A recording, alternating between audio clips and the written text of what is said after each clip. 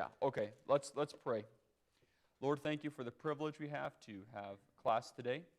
I pray that you would bless in a great way, help the teaching to be clear, help the students to learn the language, to put in the work that's required and learn it.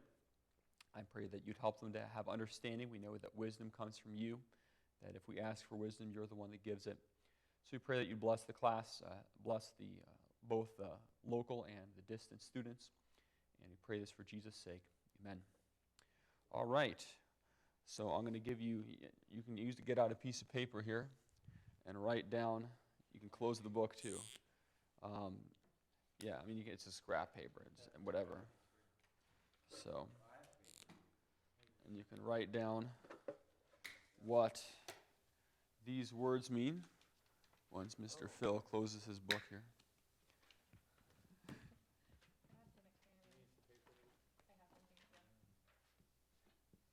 So this is I guess it's not timed open book, but time is passing.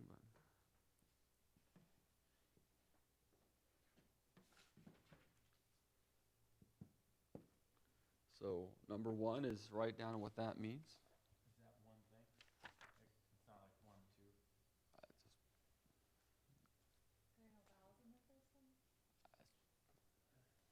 Can you tell me if that's a space or not? This last, which one? First letter. No, On that's the second word. no, that's a MAME. What? MAME.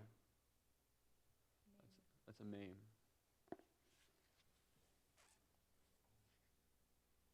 Well, that's a fun looking one. Wait, you need to wait.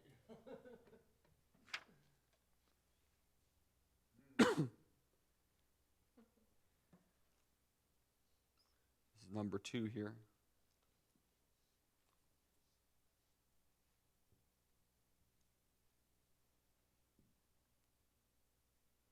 Write down what that means.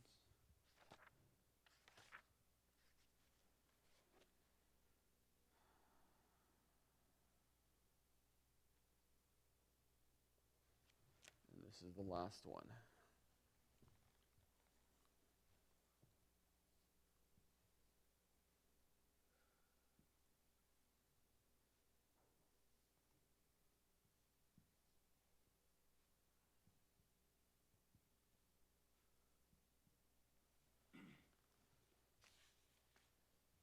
And that's it. That's all you're getting quizzed on.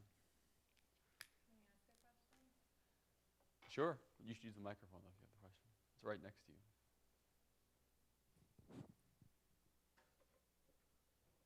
On the first word, Uh-huh. second letter, is that a wow? Is that a wow? Is it like you're not sure if it looks like a wow? No, she said a vowel. Wow. No, wow. Is this a wow? Yeah, I'm not sure what it looks like. Yeah, that's a wow. Okay. That's a wow. And does it have a dot? Oh, it has The a wow dot. does have a dot Okay. over it, yeah. I didn't know that was a dot. Oh, yeah. It is. It's a wow with a dot over it. Okay, that makes more sense. Yeah, probably. Yeah, that would help a lot for sure. Where's the vowels?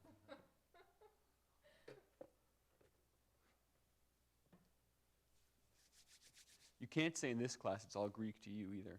Is this vocabulary from the lessons 3 and 4 or lessons 1 and I think it's 3 and 4 because I just remember that. I don't know. Maybe I just made up random words. You already know? I don't know if I'm right, but I know 2 of them. I'm not sure about one of them. I think I may be right.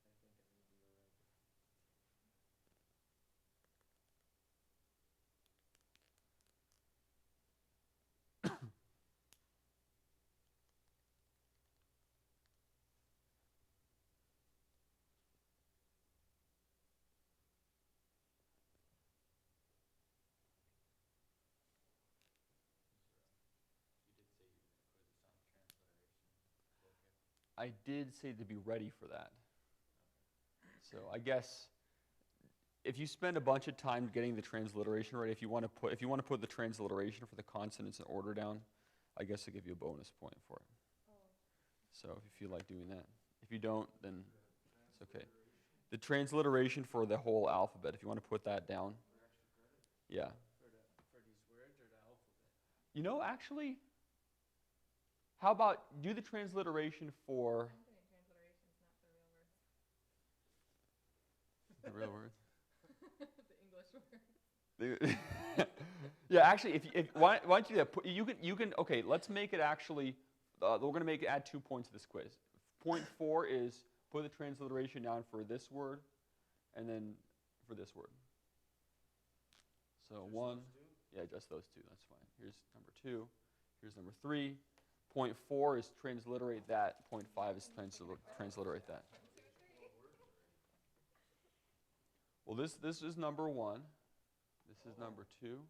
This is number 3. Transliterate that for 4, and then transliterate that for 5. Well, that's a nice binder you got there, Philip. Wow. I wonder who made that.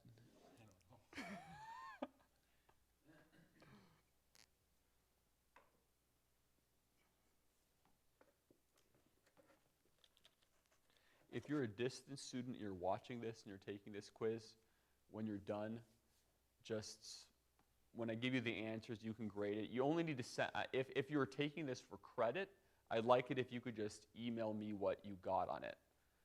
So I'm going to have to just trust you on that. If you're an auditor, you can do whatever you like. You can make it paper mache. Oh, where's 4 and 5 then? 4 is transliterate this word. And 5 is transliterate this word.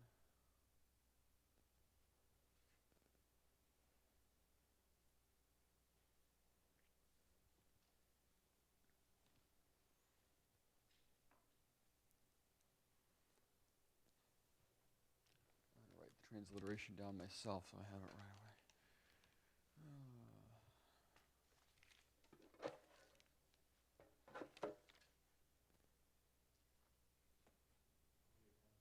Here's my pen. It had disappeared.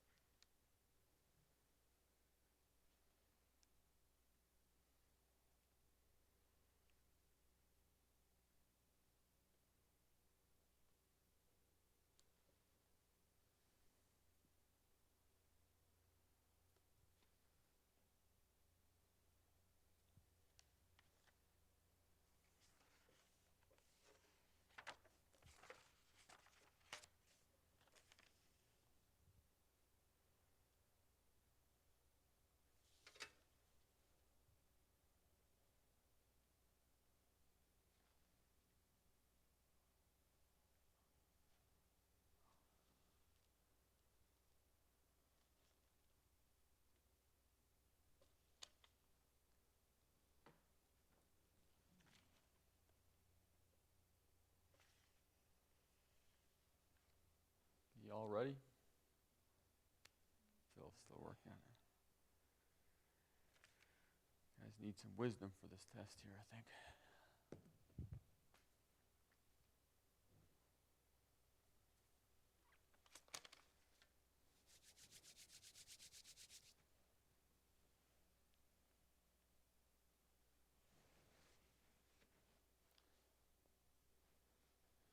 Wisdom to write the right answers down.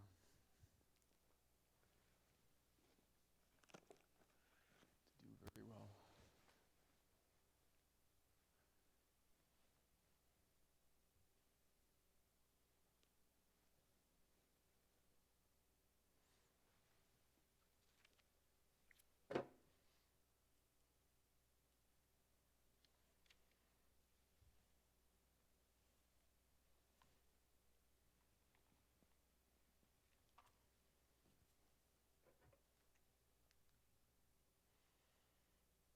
try to be wrapping it up here. You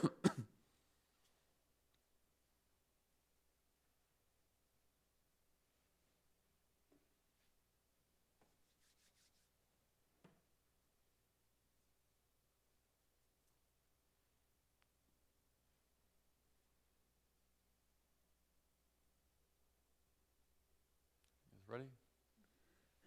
Okay. I'll let you just grade yours.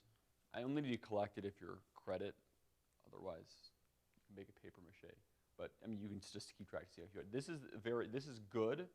This is very. Is lesson 3. So tov ma'od, very good. That's number 1. This is writing, kothev, the participle, writing. And this is chokmah, wisdom. Word wisdom. That's I don't count on me doing that ever again, but that's why I said that you need wisdom to be writing the right answers and to do very good. Something like that. So, yes. On the lesson for Hakma, it actually transliterated it differently than it should be, at least Really? according. Where are we? Where? So I was kind of going to ask about What the lesson is transliteration. Chokmah in? Number 5. Where is it? Okay, tell me, what do you not like about the transliteration there? Oh yeah, actually the transliteration, do you want to just see the transliteration? Chokmah is right there, lesson 5, wisdom. Kothev is in lesson 4. So just look in your book and you can see it. And I could write it up there too, but if you just... The transliteration is H-O. Why shouldn't it be H-A? Aha. I was going to bring that out. Why? Can somebody tell me why? The transliteration is correct. Why is it Chokmah and not Hakama? Lesson 5, look at page 24. Wisdom. That is a tricky one. Okay, this is a closed syllable. Hawk. So this is a silent schwa. So that if this is a closed syllable, this is a short vowel, not a long vowel. So what vowel is this? Comets is a long vowel. It's comets hatuf, which is the O sound. It's the short O. Cholam wow is the really long O. Cholam is the long O. Comets hatuf is the short O. And the way you know it's a comets hatuf, apart from the transliteration telling you, is that it's a closed syllable with a short vowel. So Chokmah. So actually, thank you for bringing that. I was going to mention that. If you look on your vowel chart, you should see comets hatuf on the O vowels. It looks just like comets. The way you can tell whether it's a comets or a comets hatuf is the comets hatuf is in the closed syllable as a short vowel, and the transliterated as an O. The comets is an A vowel, and it's a long A. And if there's ambiguity, the comets has the little line next to it that indicates it's a long vowel, and you don't have to remember what that line is yet, but it talks about it on Roman numeral 27. It's a metheg. That's the metheg lets you know whether it's a comets or a comets hatuf if it's something where you wouldn't be able to tell. But here actually with no metheg, it's an O vowel, so it's Chokmah. So good. That's actually one reason why, if I remember correctly, I think that's one reason why I actually had you transliterate this one instead of the top one. I like saying tov ma'od too, very good. It's kind of a nice thing to say, so that's the reason I put it up. What was, did you do the transliteration for 2? Or number 4? It's right. I can put it up there, but if you just look on page, where page is it on? If you just look on page 20, I think. No, page 19. Kothev. It's right there. And you have to have the lines above and below too. Yes. You showed us how you would be writing each consonant, the words and stuff. Mm-hmm. But so many of them are far different than what we're reading all the time in here. Mhm. So I've been kind of like learning how they actually write it. Because like I thought all those were noons because cop is Which one did you think was a noon? all these because a cop in the book has it's all rounded, and the only one that's straight is noon. So I figured, if this is what we're going to actually be reading all the time, why not learn? It's Why going not to be hard to write it, though, that way. That's how I write it. So, if you can make it look just like the book and you're writing, that's really good. Well, it seems like it's counterproductive if I learn to write it that way, but I'm reading noon. This is easier. It'll be, if you can write just like the book, more power to you. But if I was going to write a noon, I'd make it narrow, because the cough is. Yeah, that's how cop is. Yeah, it's big. But yeah, when you write, I don't know. If you're going to write just like the book, more power to you. This is a little. It's not. Don't get worried about it. You learned the modern script? Oh man, wow, that's pretty different. And even like You learned a cursive. Oh wow. Woo! And like this is a. That's a bath. Bath. Yes. The. Uh-huh. Yeah. You could make this smaller. Yeah, I guess so. Yeah. Tov mode. All right. So I will. You can pass those in, if you're a credit. Otherwise, you don't have to. Number 2 is on page 19. Page 19. Oh, okay. Yeah. So the alphabet, it's a bit of a hump, but you're going to soon be over that, and that will be a blessing. You'll be happy about that. Be excited. Okay, does anybody have any questions about lessons 3 through 5 that you want to ask right now? Or about something else that you just want to ask a question? Ooh.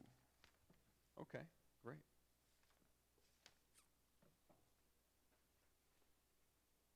When you write, by the way, when you write transliteration, it is part of the transliteration to write the little line above, like, this is colon wow.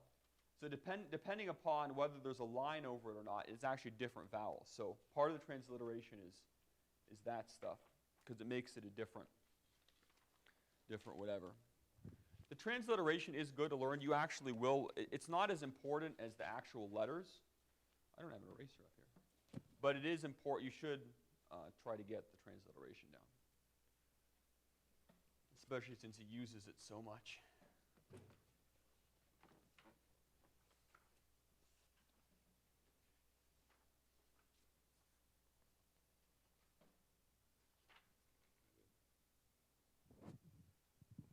Do we go over the homework in class here? Or?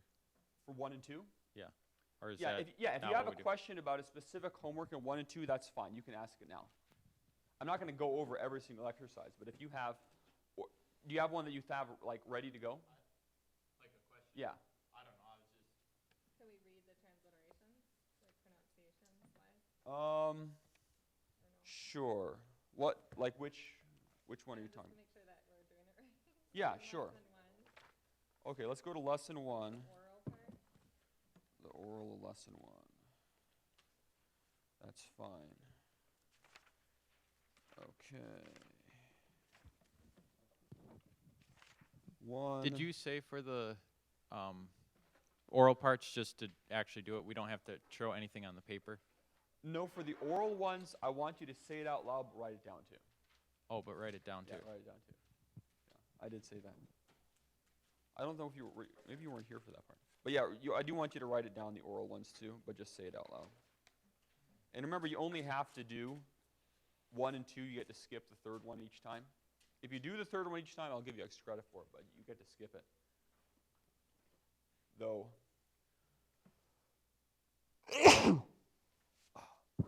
Bless you. Barak.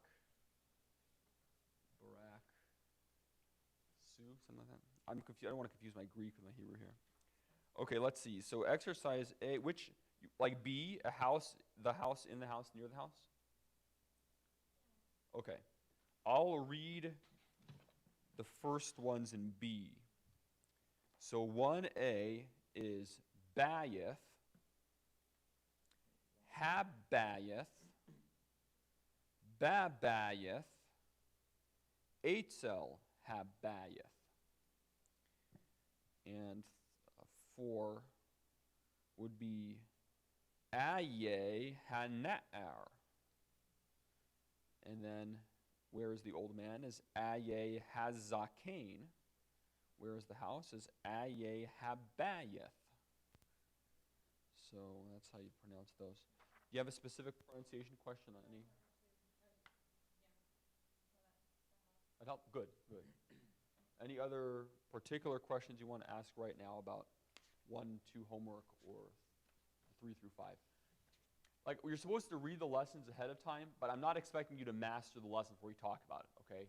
If you can, that'd be wonderful, of course, but I'm not expecting you to. I mean, we're going to discuss them, but if you read it over carefully and there's something that just is sticking out to you, I just don't get this, this is a good time to ask. I actually had a student who would actually, he was very precocious, but he would read the lessons and do all the homework before class, before we even talked about it. But he was very dedicated. So, yes. For the homework on lesson 2, exercise A, 2A. it says prefix the preposition to the following nouns and pronouns. Do they want you to do it in the transliteration or the actual Hebrew? They would want you to do the actual Hebrew. In all the exercise, unless it specifically says only write transliteration, you should put it in Hebrew. And remember, if you're not sure, you can look at the, if you're not sure, you can do what you think you're supposed to do for 1 and 2. Then you can look at the answer key to see if you're doing what they want you to do.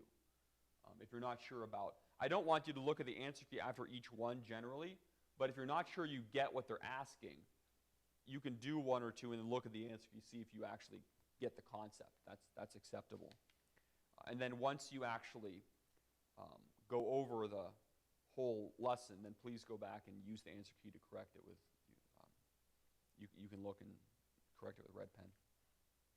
So yeah, for like 2A, prefix the preposition kohen. So kohen became la kohen, and the point there is when you stick the lamed on it, the kaf, the dagesh goes away, and it becomes kohen loses the dagesh, or kerem, vineyard, becomes la kerem without the dagesh inside.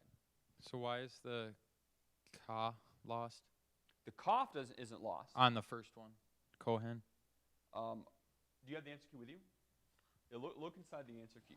It's page 9. The kaf is there. The kaf is there. It's just it doesn't have the dagesh anymore. So kohen becomes la kohen. Can somebody tell Philip, and maybe he knows this, but why does kohen right there have a dagesh, and then when you stick a lamed on it, why does kohen become kohen? Why does it become why does kohen become la kohen?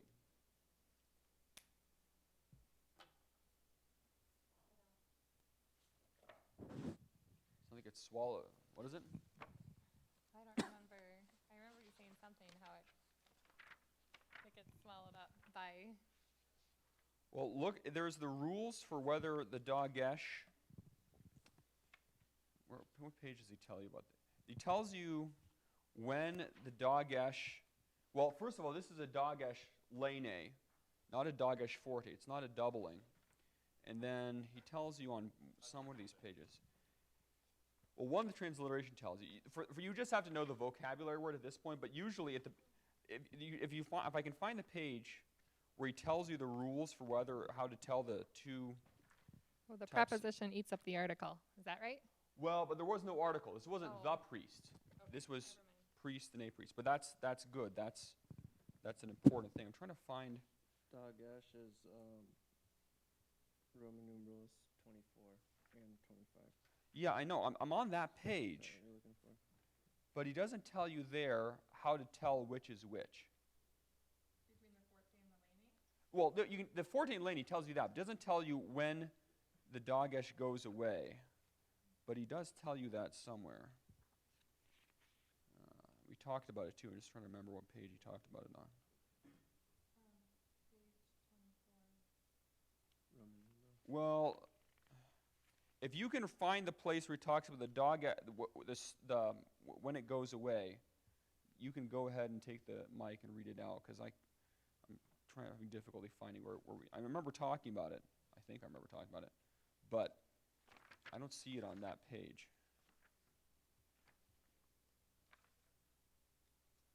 He gives you all the rules for which is when it does its thing. What I think I'll do, if I can't find it right now, I'll just find it during the break, and then we'll talk about it right afterwards. Because he tells you what a dogesh forte is and a dogesh laney on page 25, but it doesn't tell you why it does the one or the other. Paragraph 9. No? Okay, sounds and spelling 4. Oh, yeah, okay. This is the interesting thing. He hasn't introduced the consonant yet, but in the transliteration on Roman numeral 18 and 19, he's talking about the Bagad Kapat letters. Baith, Kaf, Baith, Gimel, Daleth, Kaf, Pei, and Tau. Those 6 letters are the only, those 6, he explains on page 19 here. Page? Roman numeral 19. Roman numeral 18 and 19. The stops are those 6 letters with the dogesh inside. So this is a stop. This is a spirant. The sound goes on longer. So like ta, tau, that. Stop, spirant. The stops have a dogesh lene inside. This dogesh is telling you that this is a ta versus a tha. It would only be transliterated with 1 T. If it's double the dogesh forte, then there'd be 2 T's in the transliteration. Now, how do you know which it's which? On page 19, he tells you in B, the stops, except when it's dogesh forte, where he says excluding the doubling just mentioned, the stops are only at the beginning of a syllable when immediately preceded by another consonant. Everywhere else you find the spirant, which by process of elimination occurs mainly at the close of a syllable or at the beginning of a syllable when the preceding sound is a vowel. So in Kohen, here,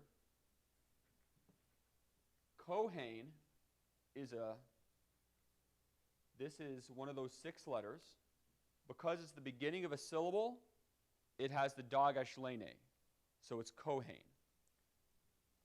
It's a consonant not preceded by anything. You stick la on there, and now there's a vowel before it. So now, according to page 19 here, because it's not at the beginning of a syllable immediately preceded by another consonant, now it becomes la Kohen. It is changed to a spirant. If you he tells you on Roman numeral 19 that where it mainly is a spirant, mainly close of a syllable, beginning of a syllable, preceding one is a vowel. But if you just remember that the stops, unless it's a dogesh forte, it's only when immediately preceded by another consonant, that takes care of everything, that one rule. And then, did you say how you know for sure if it's a dogesh forte? Dogesh forte or dogesh lene, I mean, there would be some like vocabulary. It would tell you in the transliteration if it's like a vocabulary word that is a dogesh forte. Otherwise, there's only specific situations where it would be that. If you just see a vocabulary word, and like here, it begins with a tau, and it's like that, you just assume it's a dogesh lene, unless there's a reason to assume it's a dogesh forte. Okay. So, but the transliteration would always tell you too. It would only be 1 T instead of 2. Okay, so that's how you determine whether you put two T's in the transliteration? Dogesh forte is 2 of the letters in the transliteration. Dogesh leni is 1. And you pronounce the if this is a Dogesh forte, you pronounce it a little bit longer because like in English, if you had a word with 2 T's, you pronounce it a little bit longer than if it was only 1. So yeah, they have a lot of interesting things in the Hebrew language and how they write stuff. So, but this rule here will actually relatively soon become kind of second nature too. So that's a blessing. Okay, if you have any other further questions, you can think of them, and I'll be happy to address them at the beginning of after the next break. You do have to actually learn those rules, though. It'll actually help you a lot. It'll prevent confusion, but you're still in the getting over that kind of alphabet hump. We should make like an alphabet soup, like Campbell's, but have Hebrew letters in there, with like little Dogeshes floating around. Your wife said you had a Hebrew cup? I do have a Hebrew cup. Yeah, it has all the consonants. It's a nice cup. I like it. I take it to MATC, and I like that because it's kind of a conversation starter. So I get to witness to people. Okay. Well, let's go to page 12. Talk a little bit more about the definite article, or just the article, because there is no indefinite article. Actually, quick review. Go to page 8 first. The article, what is the normal form of the article? Hey with pata mark Hey, under. pathak. And one more thing. Pata, isn't Doubling of the next consonant. What do you call that line? Pathak. This is a pathak. Patha. Pathak. Are you saying a K at the end? It's Pathak. if you look at It's the transliteration, P-A-T-A-H.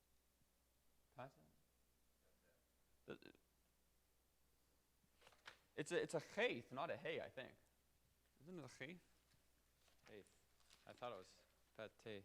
It's like hate, but at the end he sounds like you're saying. A K, but I don't know. Yeah, It throws No, me it's off. a chayth. It's not a hey, it's a chayth. The last letter of pathak is chayth, not hey. Pathach.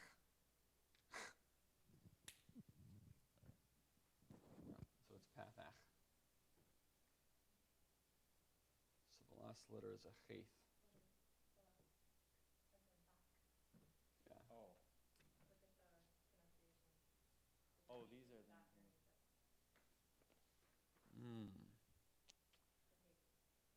So this is the normal form of the article. Hey, pathak plus doubling. Now, we learned on page 18 that before certain consonants you can't have that because ayin, aleph, hey, and chayth, and resh don't get a dagesh. Dagesh does not want to go inside of them. And so before aleph and resh, you have, since you can't double it here, this short vowel gets lengthened from pathak to comets. Or you could say that the dot bounces out and goes down there.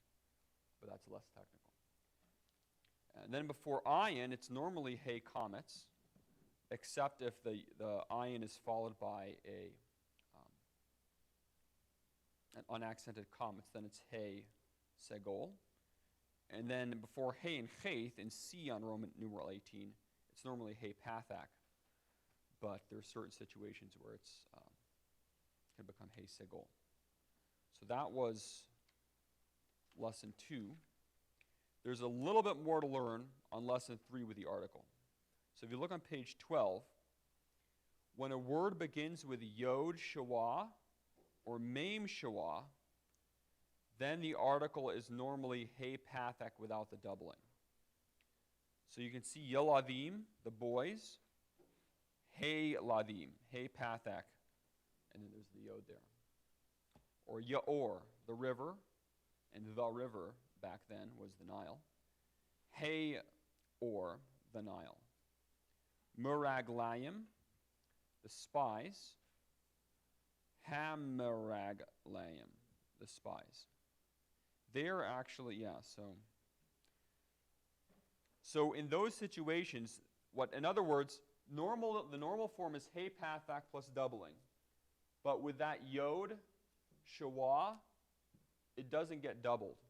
The doubling kind of, you can imagine that the yod wants to have the dagesh inside of its tummy, but it's too small, and so it falls out when there's a shawa underneath it. So that's just another little rule there. And also, when that happens, the yod, okay, in Yiladim, the shawa underneath the yod, is that an audible shawa or a silent shawa? Yiladim.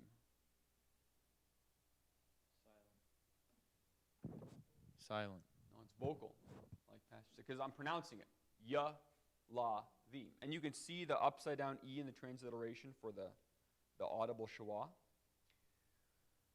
But look at the difference in transliteration between Yeladim and Hey-ladim. Notice in Hey-ladim, is there a upside down E anymore? There's not. That's a silent shawa. So we go from Yeladim, the syllables for Yeladim on its own are Ya, open, La, open, Theme, closed. Hey-ladim, it's Hey, one syllable, closed, La, open, Theme, closed. So the shawa, when this situation takes place, you end up losing a syllable there. It goes from an open syllable to a closed syllable.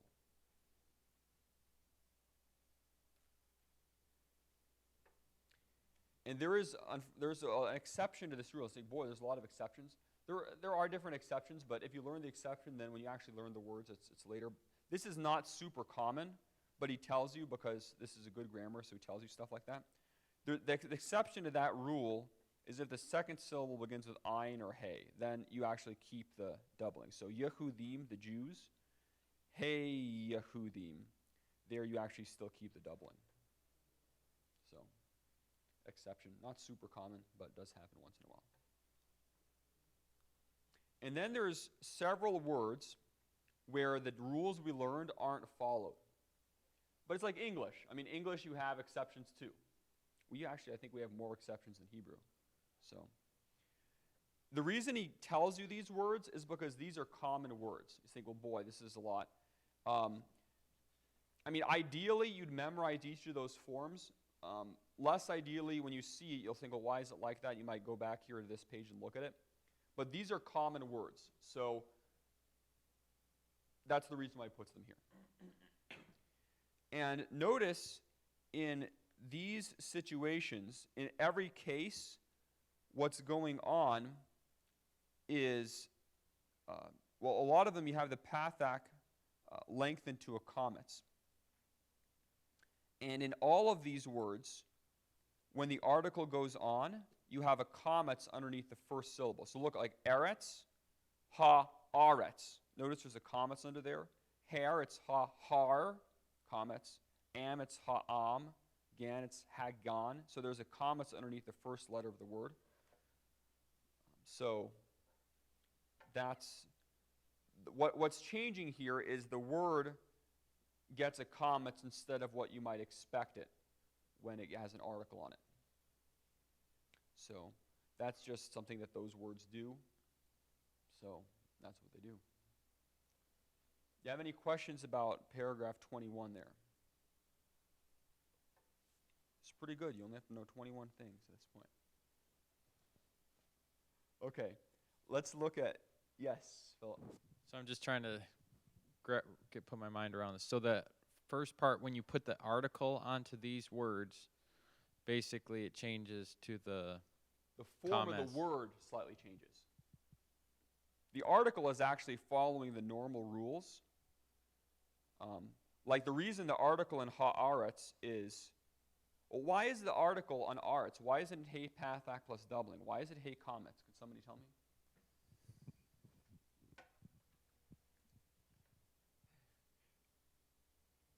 Look back on paragraph 18, page 8. Aleph doesn't double. Yeah, so Aleph can't take the doubling, and so it's compensatory lengthening. It's what page 8 says.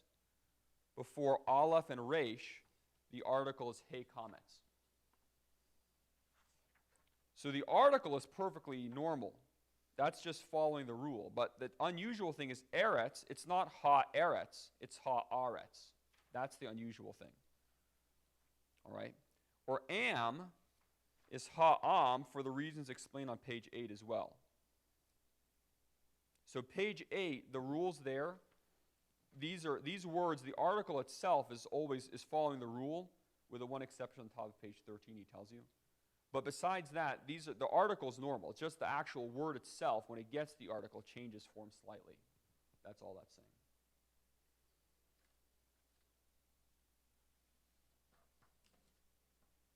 So that's an application of page 8 there, the before the...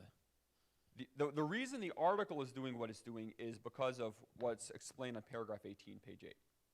That's actually perfectly normal. It's just that word itself has this commas where you might not expect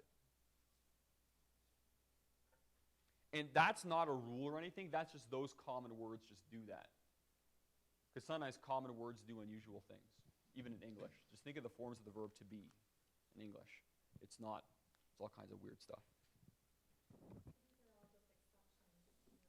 Those are exceptions, yeah. Okay, page 2. And by the way, I'm all for writing in the book. I think it's great to write in books. That's one thing I actually don't like as much about ebooks. Well, I don't have many ebooks, but it's harder. I don't know. I like writing in a physical book, underlining, stuff like that. Now, adjectives, page 13. Adjectives agree in number and gender with the noun they modify. Unlike the noun, the distinction between the masculine and feminine in the adjective is clearly and uniformly marked. So that's good. The adjectives, the ending will always tell you what it actually is. It won't lie to you or be confusing. Like, does anybody remember what the plural isha? What is the word isha?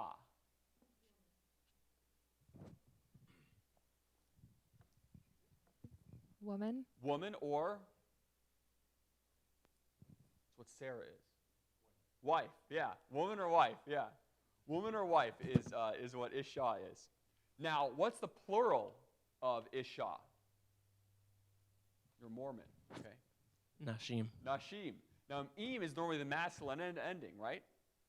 So, but it's still a feminine word. Isha gets the masculine ending because it's unusual. It just does that. But the adjectives don't confuse you like that. The adjectives will always have what the normal gender endings are. So if you look there on page 13, and that would be worth memorizing, that little table, just to remember if you don't remember those endings. Tov, no ending on the masculine singular. Feminine always has that ending, tova. The comma's he.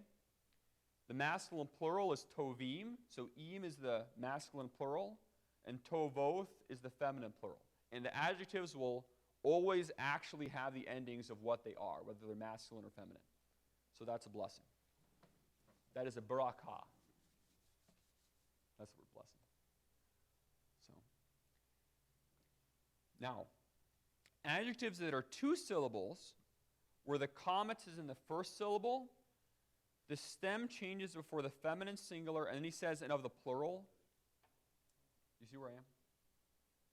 Right beneath the tov, tova, tovim, tovoth. It says adjectives of 2 syllables with commas in the first syllable show a change in the stem before the endings of the feminine singular and of the plural. When he says of the plural, he doesn't just mean the feminine plural. It means both masculine and a feminine plural. The commas is replaced by shawah. Let's see. So notice there it says gadol, masculine singular. Now it's not gadolah, gadolim, gadoloth, but it's gadolim, gadoloth, and gadolah. Why would the commas go away there? I mean, why doesn't it just stay? It's actually following a rule that we learned on Roman numeral 19 and Roman numeral 20. That's a perfectly normal change for what was explained there.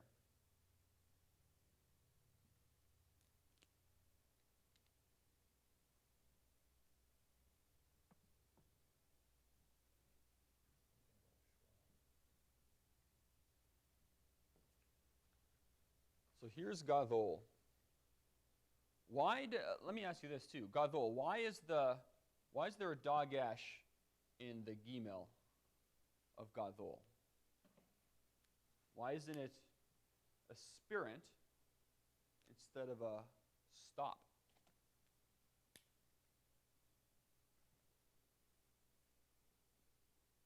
What's it at the beginning of? It's the beginning of a syllable. So the beginning of a syllable, it's always the stop. So that's why it's gadol. So beginning of a syllable not preceded by another vowel. So gadol here. Now we are now going to add the masculine plural ending to this word. And what is the masculine plural ending? Eem. So here let's stick an eem on there. Eem. Eem. What is the accented syllable in this word? What is normally the accented syllable? The last one, the ultima. The one before that is the pretonic, and the propretonic syllables before the tonic, the pretonic. So this accent is the tonic, pretonic, propretonic. What happens to commas in propretonic syllables according to that page with number 5? It gets reduced to schwa, page 19 and 20. Propretonic reduction right there at the bottom of 19. The vowels comets and sere are regularly reduced to schwa in open propretonic syllables. So this isn't a closed syllable. It's ga, do, li. Open syllable, propretonic syllable, comets goes to schwa. So that thing, so learning that rule there, now this isn't some random, unreasonable thing. That explains exactly why it's gadol, but gadola, gadolim, and gadoloth. Each time it goes to schwa, because each time the comets is an open propretonic syllable. So that's good. See, the rule helps you right there. Now in chakam, wise man, or wisdom, chakama, chakamim, chakamoth, on page 13. Why isn't there a schwa underneath the cheth? Why is there a hatef pathak?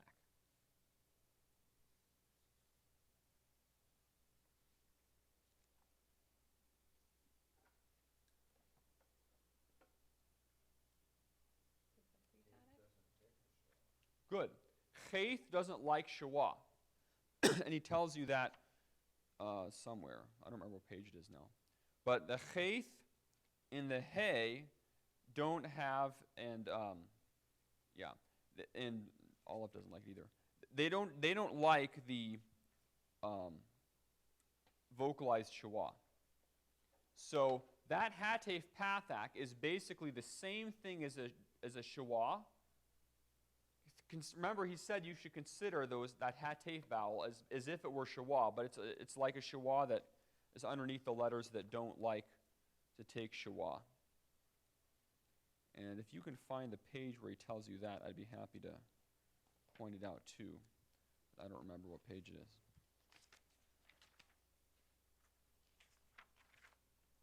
But he does tell you that too. I can find it.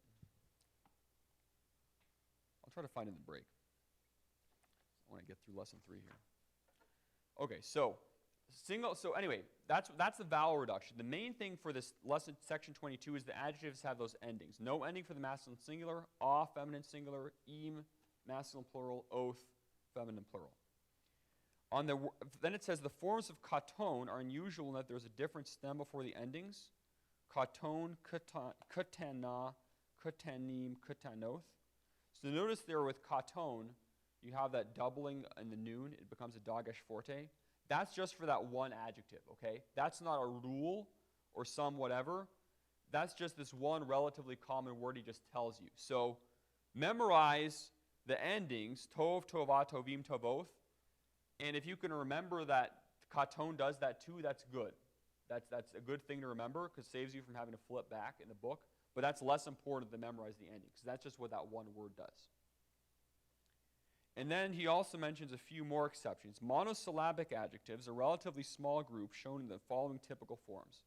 Says the principles underlying the change in the stem will be discussed in a later lesson.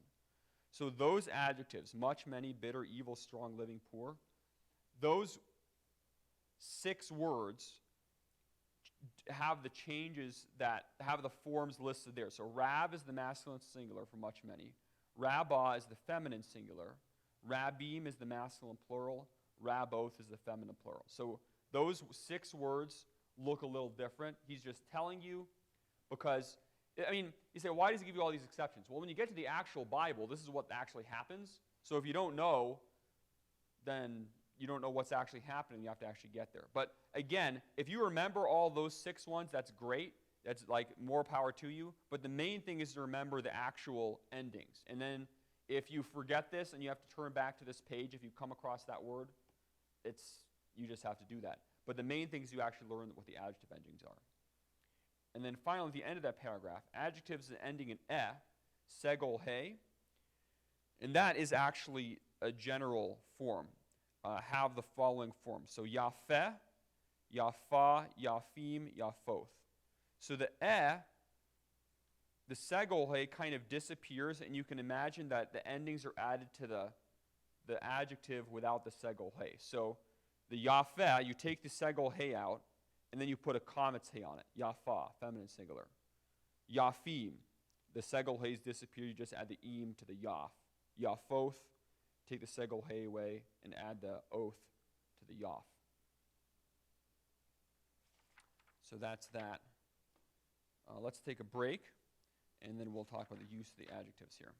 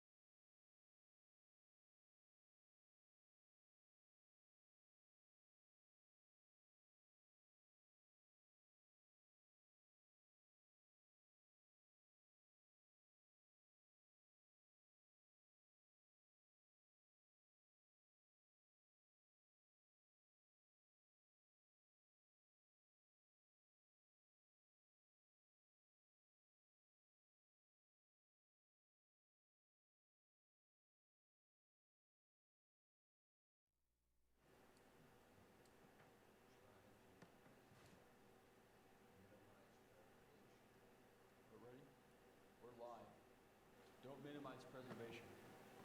We're against that. For the fact that God kept it all.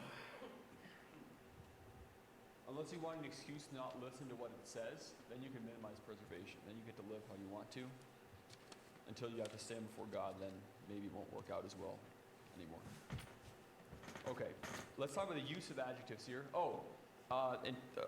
We mentioned the thing on page 13 with gadol and chakam, and how gadol reduced to shiwa, gadolah, gadolim, gadoloth, but chakam had the hatef pathak, chakama, chakamim, chakamoth, and the reason why was at the bottom of Roman numeral 20. The gutturals are never followed immediately by audible shiwa. So that's why it's hatef pathak and not shiwa. Okay, use of adjectives. There are two functions, attributive and predicative adjectives. If you learned your English grammar good, then you'll remember attributive and predicative. Or if you took another language, like if you happen to be a Greek student of mine, maybe you would remember. But there are these two positions, attributive and predicate. So if you know your English pretty good, then maybe you'll know that too. Yeah. Anyway, no more bad grammar jokes here. So in the sentence, I read a good book. Good is an adjective modifying book, and the phrase a good book is the object of the verb read. So good is an attributive adjective. It's modifying book like that. Versus a predicate adjective is, well, we'll define that a little bit later.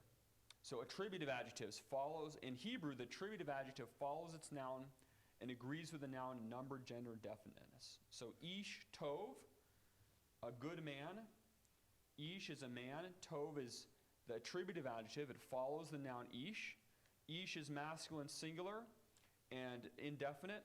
And so tov is masculine singular and it's non-articular. Ha-ish, ha-tov, the good man. Ish there is still masculine singular, but it now has the article, the article there, so it's ha-ish, and so the adjective gets the article as well. Ha-ish, ha-tov, the good man. Anashim tovim. Anashim is plural, masculine plural, non-articular, so tovim is masculine plural, non-articular. Ha-anashim, ha-tovim. The adjective is masculine plural, anashim is masculine plural, are inarticular, and so tovim is the same, the good men. And it's the same thing with the words that follow. Now, notice in woman, isha, woman is feminine, but notice the plural of woman is nashim, so it looks like a masculine, has an im ending, but the adjective is still tovoth. The adjective will always have the right endings, the the oath, the im, and so on, regardless of whether the noun is an exception or it does what it's supposed to do.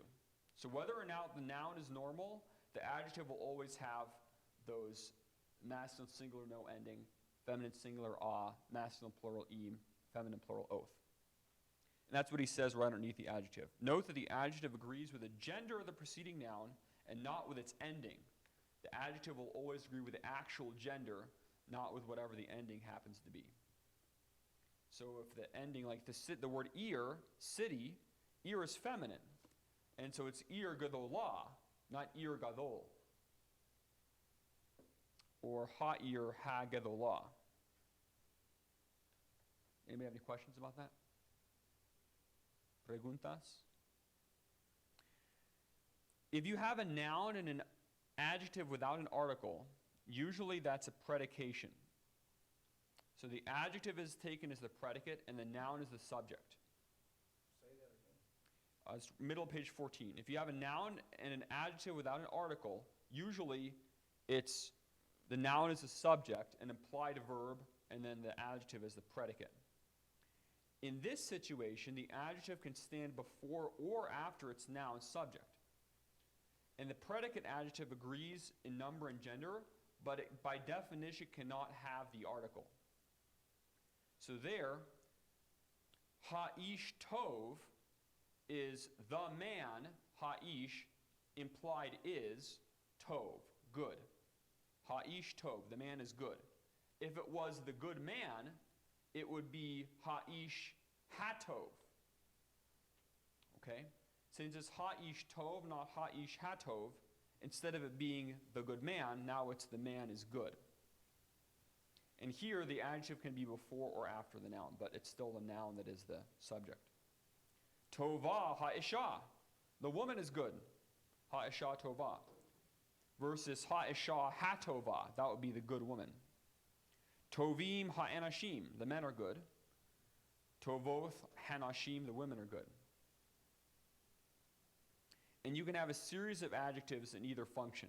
So ha'ir is the noun, the city, which is feminine. Hagadolah or hatova. So there, Hagadolah and hatova agree with the noun ir in number, gender, and definiteness. And so it's the great and good city. The city, the great, and the good, you could say. The city, the great, and the good. It's the great and the good city. The next one, ha'ir gadolah wa tova. Ha'ir is the city. Now notice gadolah wa tova, there's no article on those words. So there, it's the city is great and good. There, those are predicate adjectives.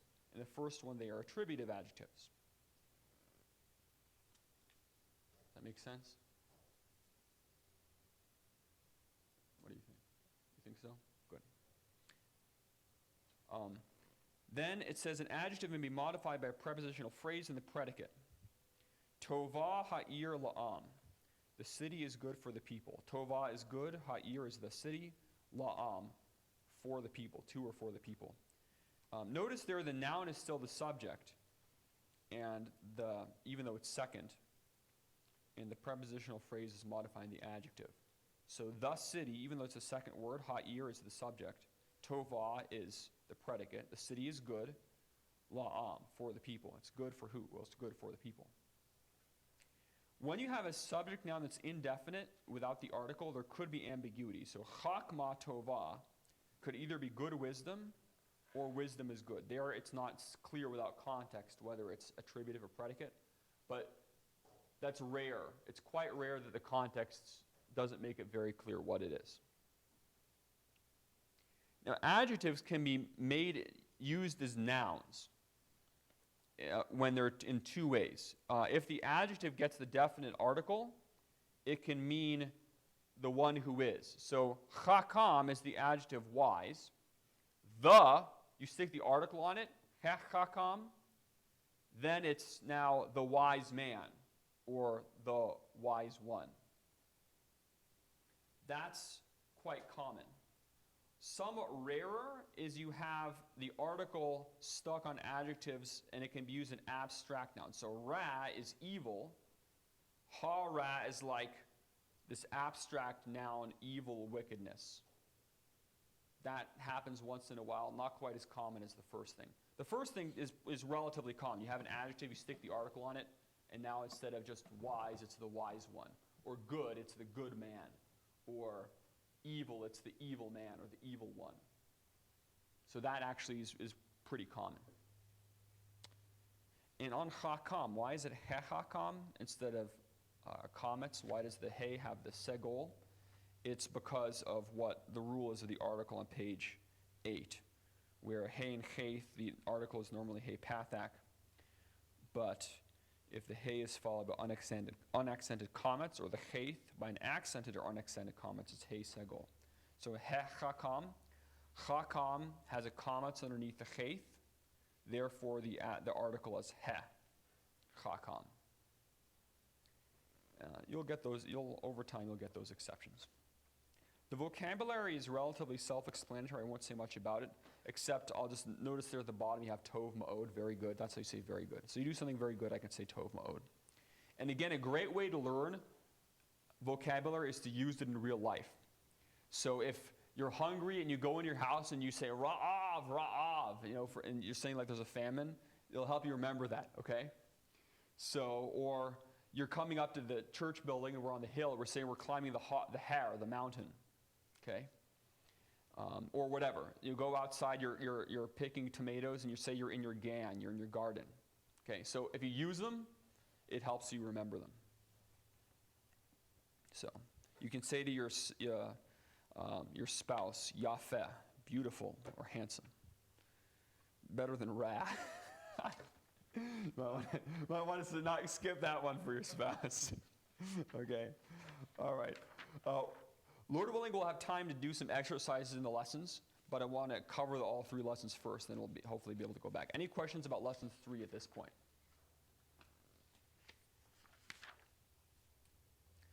If you have too much food, you might become gadol. You might become great. So, yes. So the main thing there is that the adjective is either attributive or predicate. Yeah, the adjective is attributive or predicate, and no, the attributive adjective agrees in number, gender, and definiteness. The predicate adjective never has the article. The what? The predicate adjective will never have the article, the hey, pathak plus doubling. It will only agree with gender and number, but it'll never be articular. While the attributive is always number, gender, definiteness. The attributive always follows the noun. The predicate can be either before or after, and it will not have the article. So on page 14 there, where it's using the great and good city, or the city is great and good, that's showing predicate. Yeah, which one is attributive and which one's predicate? There. The first one is attributive. Good. The great, because it has the article. Yeah, the first one's attributive because gadolah wa tova both have the article. It's hagadolah wa hatova. It's the city, the great and good, which is the great and good city. The second one, ha'ir, the city, implied is gadolah wa tova, the predicate, because those are not articular. That's why that's the city is great and good. Okay, tov ma'od. Very good. Okay, on page 17, he says for lesson 4, the first thing he says is read 7 in the section sounds and spelling. So if you go back to 7 in sounds and spelling, he introduces the alphabet. Right here in lesson 4. So go back to 7. By this time, hopefully you know what the alphabet is, but I want to mention a few things here because there's some theological liberalism in what he says, so I want to kind of remove that from you. So that is Ra. Theological liberalism is Ra, and believing God's word is Tov. Okay? So he says the alphabet in the traditional text of the Old Testament is more properly Aramaic than Hebrew. That's somewhat questionable. They did have a cursive script that the Samaritans used, but there's actually pretty good reasons to conclude that the square script that we actually is in the Bible now is actually the original script. Like for example, when Jesus in Matthew 5:18 says, "Not one jot or tittle," speaking about the jot being the yod. The yod in the square script is small. In many of these supposedly original scripts, the yod is actually a big letter. So the point would be gone, unless the yod that Jesus is referring to is a little letter, the smallest letter.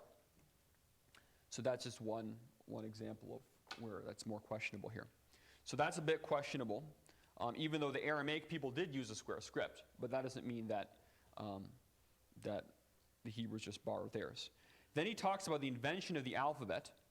Now you have to keep in mind that if you're a secular linguist, you assume the Tower of Babel never happened, that we were monkeys that got up and said ooga booga and eventually learned language, okay? Now, if you have that presupposition versus if you believe that God gave language to Adam and Eve in the Garden of Eden and that actually they were speaking, not just going ooga booga, okay? They were actually talking, communicating in the garden like God actually talked to them and they didn't say ooga booga back. They said, it was my wife's fault, or whatever, at least when the fall happened. Obviously, they could speak, okay? So that's a whole different presupposition. And that changes your view of the development of language in a very dramatic way, if you have a biblical presupposition versus an evolutionary one. So on page Roman numeral 22 there, he has this proto-alphabet, all this stuff. Now, I'm not, a linguistic expert who studied, all these ancient languages. And I'm not saying that some languages don't change over time. They do change over time. But you just have to be very careful about stuff like this because it's all based upon evolutionary presuppositions. So you have to be very cautious about that.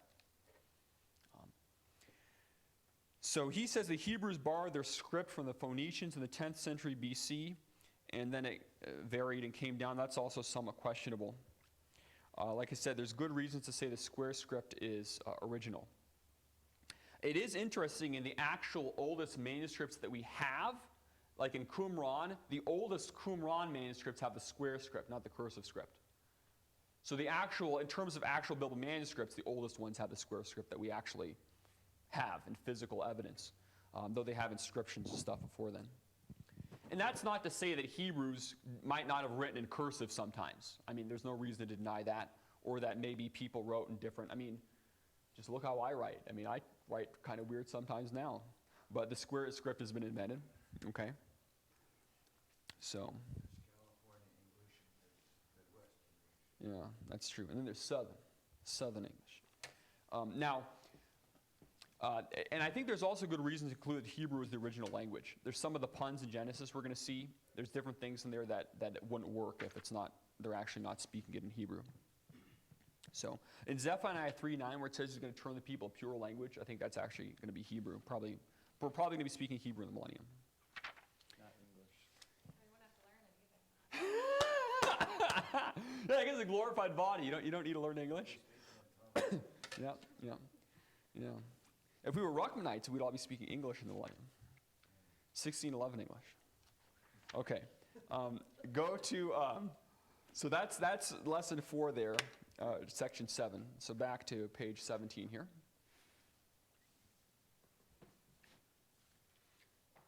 Some of them actually say the Bible wasn't even written in Greek and Hebrew originally. Like, you can't prove that. There's this one, I can remember this one, he was even more extreme than Ruckman. Like you didn't know, maybe it wasn't even written in Greek and Hebrew originally. Maybe it was like English the whole time. I mean, there was no English at all, but, yeah. Oh well, okay. Noun plurals. And we can be thankful God has given us a wonderful translation in English that is very faithful to we have God's word in English in our language, but we don't need to, become like Peter Ruckman. Now, noun plurals. Nouns of 2 syllables whose first syllable is either closed or contains an unchangeable long vowel, and whose second syllable has either comets or tsere, form their plurals in 2 ways. The first syllable remains unchanged, but in the second, tsere is reduced to schwa, while comets is generally retained. That sentence, in the second, tsere is reduced to schwa, while comets is generally retained, that's like the key thing of this paragraph. Okay? And then he gives you some illustrations. Now remember, the propretonic reduction is comets or tsere in the propretonic syllable. In other words, what's the syllable? The last syllable is called the what? Tonic. One before it is the pretonic. One before it is the propretonic. Okay? So if there's a comets or a tsere in an open syllable in the propretonic, what happens to it usually? Propretonic syllable, comets or tsere. What happens to the comets or tsere?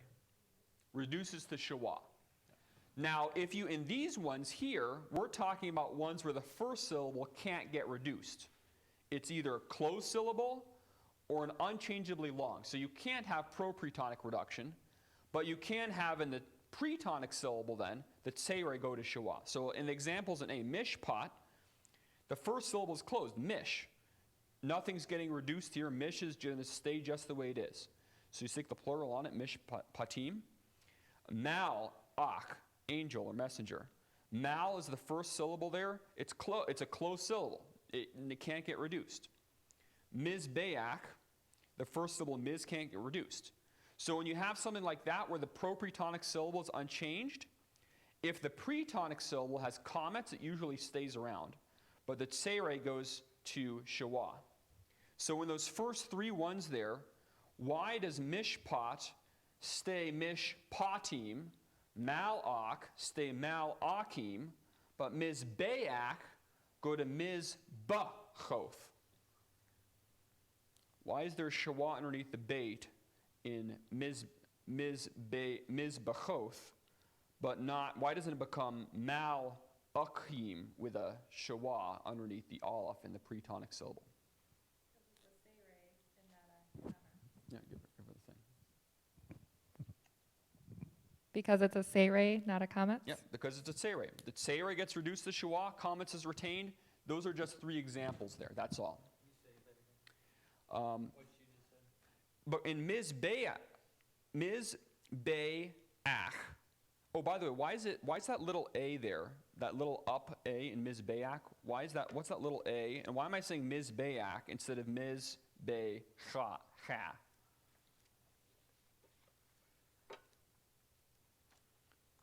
That's a furtive pathak, which he calls the non-syllabic. It's Roman numeral 21. What he calls the non-syllabic glide element pathak.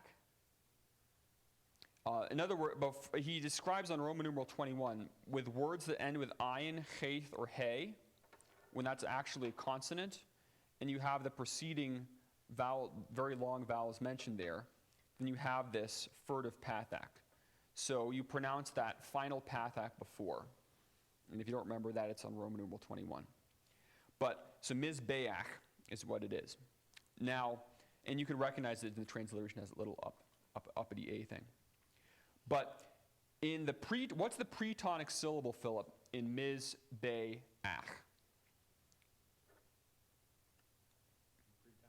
Pretonic syllable, yeah. And give him the microphone.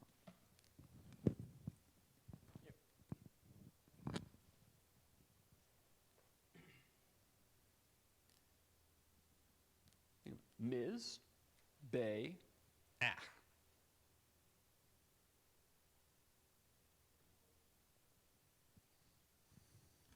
Let me think.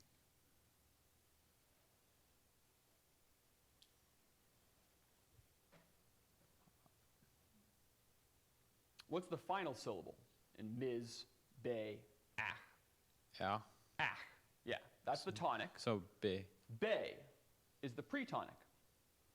So the pretonic syllable is bay, and the propretonic is miz. Miz isn't doing anything. So, but mizbeach, now you stick the oath on it to make it plural. Mizbechoth, since that baith was in a pretonic syllable, it changes to schwa. In other words, it's what I would underline if I were you in that first paragraph. That when the second syllable has either comets or seire, the seire in the pretonic syllable reduces to schwa while comets is retained.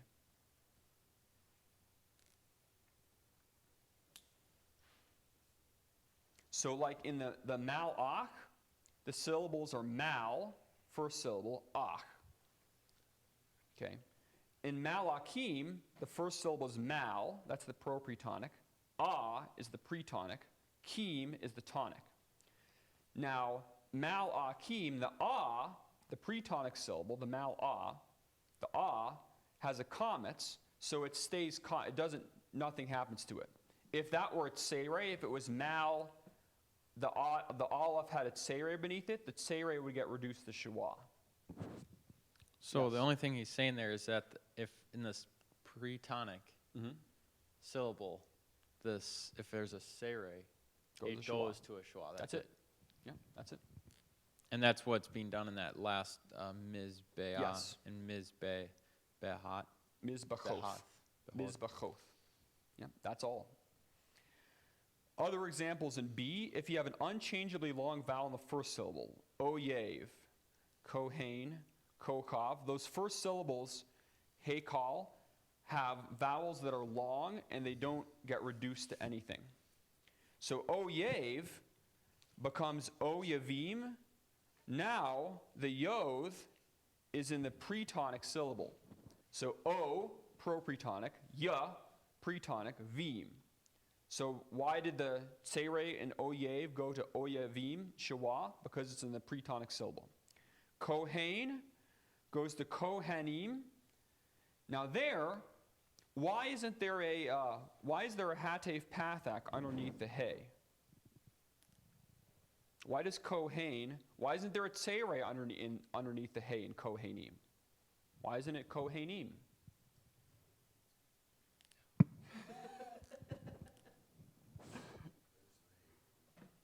Well, pass one's answer. Okay, give him the thing. Here. Because of the hay rule. Yeah. So this rule, Kohen, you would expect that Tzereh and Kohen to go to Shawah.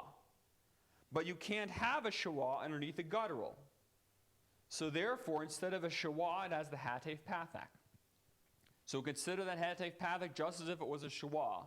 But because Hay's a guttural, can't take Shawah. Hay's a guttural. The gutturals, what are the gutturals? Somebody tell Philip, what are the gutturals? They're on Roman numeral 16.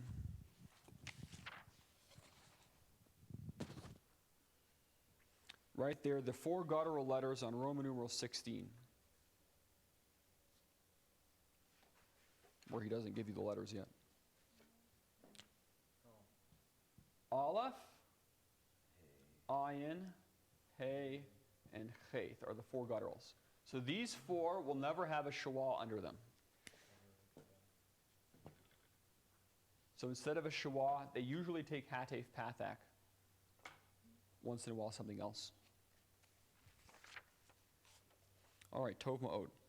Then he says there's a special situation when a few words, such as blind, Ewir, or thrown, Kiseh, in which the double consonant in the singular is simplified in the plural, with the resulting loss of syllable. So like on thrown, Kiseh, notice the doubling in the Samek goes away.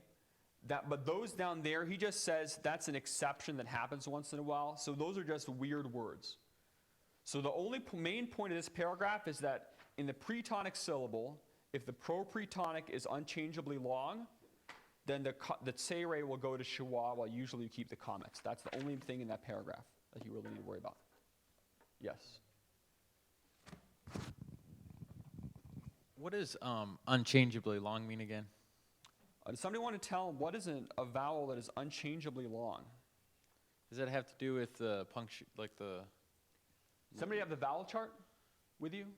The nice, beautiful printed one? Yeah. That one? Yeah, the unchangeably long, all the ones at the top where it says long vowels with maters, those are all unchangeably long. As opposed to short or... Yeah, as opposed to short or hatef vowels. The long ones, sometimes they're unchangeably long, sometimes they're not. But all the ones up here, long vowels with maters, those are unchangeably long. And then once in a while, a cholim can be unchangeably long too. So these are... These are always, these maybe, the cholim especially sometimes, and then these ones are short. So basically consider these ones up here as unchangeably long. But of the ones that you had us learn that night, only the shureg is the... Well, you want to know all these vowels. I just, in the song, I didn't have any time. I ran out of space because the chorus on Kama Kama Manual didn't keep going. So, and a lot of those long vowels with the maters, it's just the vowels with other stuff stuck with them. But consider the long vowels with maters. Consider that whole thing a vowel. So at the end of a word, if you have a tzereh hey, consider this whole thing as a vowel instead of a vowel with a consonant. Oh, here it is. Unchangeably long. Yeah, there you are. Unchangeably long vowels, good. Yeah, there they are on that other vowel chart. Very good. Tov Ma'od. All right. Page 18, 26, the active participle. All verb forms and most nouns in Hebrew can be analyzed into at least 2 parts, a root and a formative vowel pattern. So like you have the words there, Baruch, blessed adjective, Mevarek, blessing, verb, Borak, he was blessed, Beirek, he blessed, Barakah, blessing.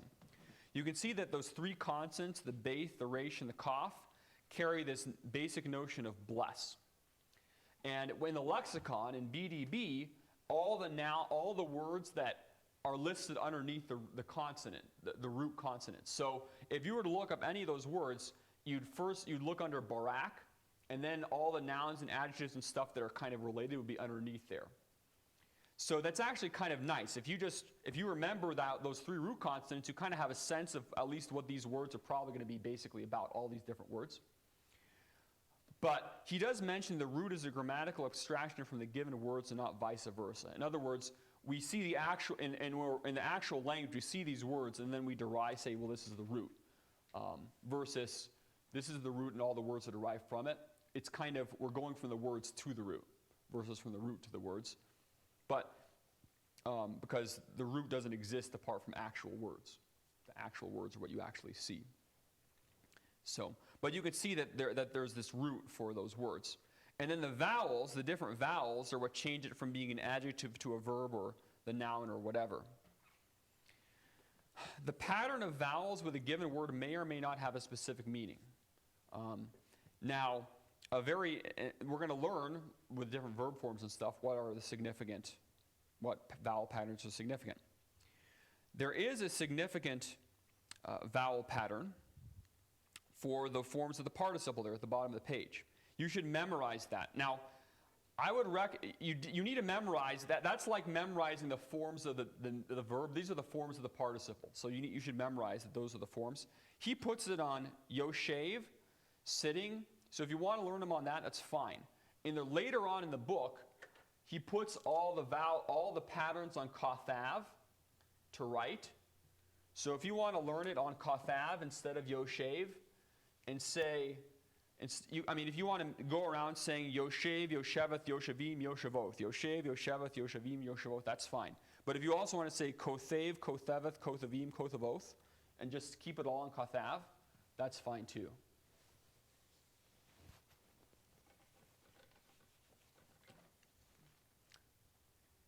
So yoshev is the masculine singular participle. So you have a sitting, and that's some singular and masculine. Yosheveth, feminine singular.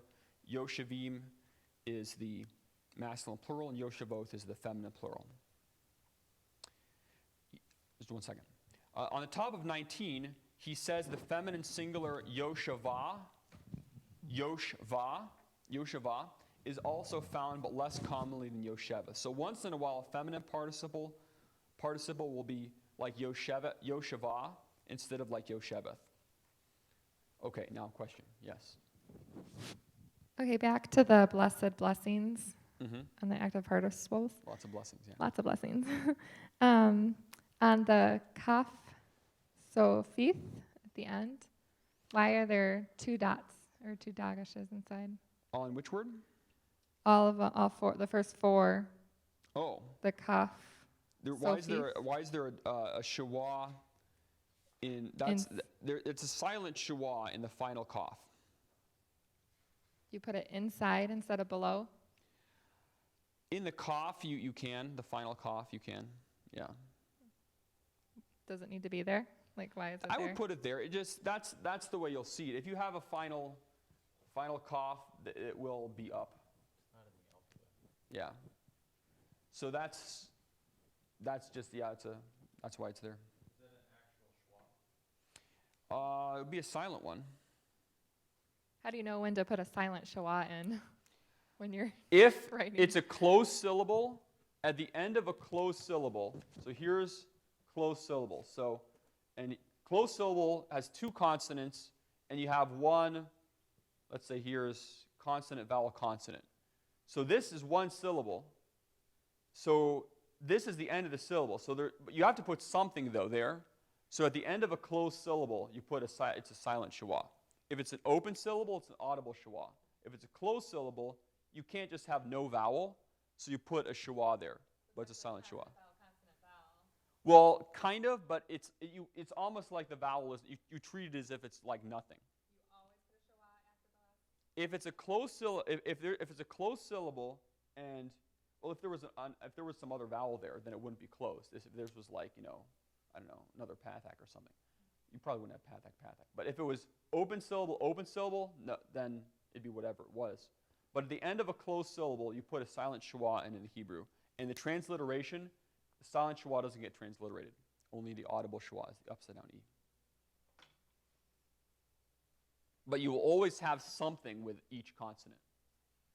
So if there's nothing else that would go there, you put a silent schwa. The main thing of this section, though, isn't like, it was good you asked about that. Like, why is that in the kaf, the final kaf? But that isn't really the point. The point of the thing is just those forms. The yoshev, yosheveth, yoshevim, yoshevoth. All right. So what I'm going to do, I'm going to say one of those forms there. And if I say the masculine singular participle, then the first time I want a man in the first row to no longer be sitting. If I then I'm going to say, if I say a feminine singular, then one lady needs to be sitting, the other one's standing up. And if I say Yoshavim, then the men will stand. If I say Yoshavoth, then the ladies will stand. Okay. At the bottom, the masculine, feminine, singular, plural forms. Yeah, it's funny. So you're actually going to stand for sitting. At page 18, the bottom. Okay. Bottom of 18. Okay. Yes. So, Yoshavim.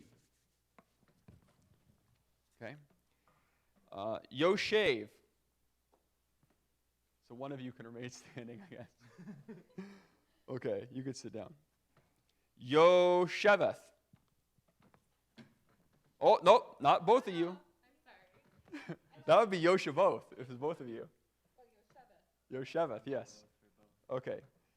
Yoshavim. Yoshavoth. Yo, shave. Okay. I should tell you that because of the beard. Yo, shave. He stands up.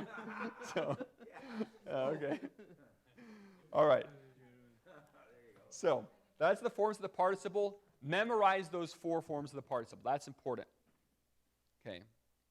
That's because participles are going to come up all the time. How is the participle used? It can be used either attributively or predicatively.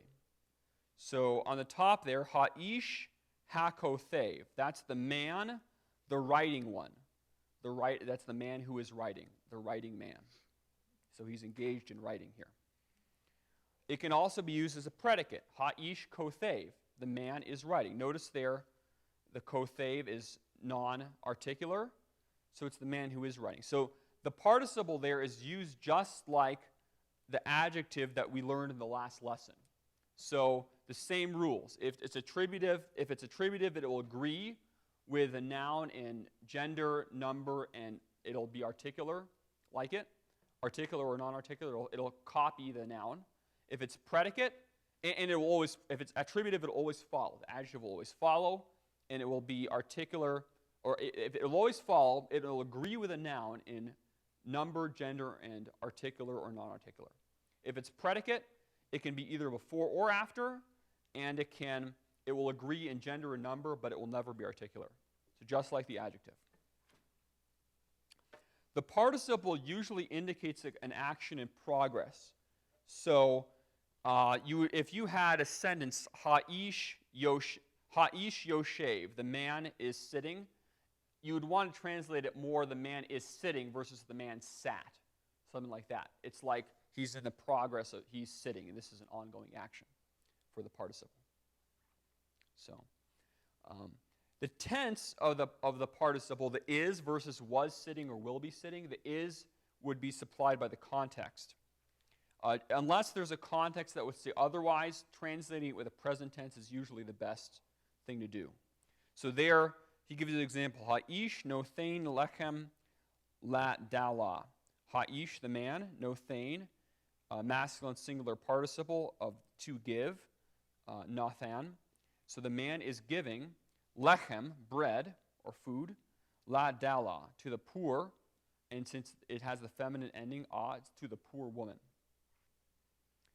So the man is giving bread to the poor woman. And if there was a context that said it was like future or past, it might be the man was giving bread or will be giving bread. If you just have the sentence on its own, the man is giving bread to the poor woman. Stick an is in there. Final thing in lesson 4. Any questions about the participle at this point? You can stay seated if you have questions. Oh, when does that? Is the attributive similar to our predicate adjective and the predicative similar to our predicative verb? That's what it seems like. Wait, say that again. Predicate verb is the same as this one. Okay. And the predicate adjective is the same as the attributive. A predicate verb? We don't know any verbs yet. These are participles that are being used just like adjectives. where it says like the man who is writing? Yeah, the man is writing. Well, the man is writing. Yeah, I guess it's like a predicate. Honestly, my knowledge of the Hebrew and Greek grammar is better than my knowledge of the English grammar. So the predicate verb, it probably is what it is. Trying to compare the two. Yeah, that's fine. You compare the two. In the top one, where it's ha'ish hakothev, the writing man is, you could translate it the man who is writing just because that's maybe make it sound better, but the writing man would be the more literal translation. So don't think of ha'ish hakothev as the man. There's a word who there somewhere, and there's an is there somewhere. Think of it as the writing man, and with the attributive adjective. Then you have the object marker, eth. When you have the direct object of a verb, and the direct object is a definite noun, that is, it has the article, or is a proper name. Proper names are definite even without the article. It's usually preceded by the object marker, eth, or if there's no makef, eighth. What's a makef? Yes? It's the little line that show that it's connecting to the Yep. to more words. It connects the word to the next one. So that line after the eth is the makef. And then without the makef, it's eighth. Notice without the makef, there's a longer vowel. And with the makef, it's a shorter vowel. So that word eth is just telling you that the next word is the direct object. You don't translate the eth. All it does is it tells you the next word is the direct object. That's it. So ha'ish shomer eth hatorah. Ha'ish, the man. Shomer, masculine singular participle of shamar, to guard or keep or observe. Torah is the direct object. It's articular, the law, hatorah. Therefore, there's an eth before it, indicating that Torah is the direct object. So the eth doesn't have a translation. It's just telling you the next word is the direct object. It just marks the direct object, points to the direct object. Yes. You see that all throughout. You see it a lot. Genesis So 1:1, you never Bereshith bara translate eth that. hashemayim wa eth haaretz. Bereshith bara, in the Elohim. In the beginning, God created eth hashemayim, direct object marker, the heavens, wa eth haaretz, and the earth. But the eth is there. The eth just points to it. You do not translate it. All it does is point to it. In a way, you translate it because the word, when you make the word the direct object, in English, you're saying this is the direct object. So in a way, you're translating it by saying this is the direct object. But the word just points to the direct object. That's it. That's all it does. The people love David. Ha'am ohev eth David. Ha'am, the people, ohev, are loving. Eth, direct object marker, David.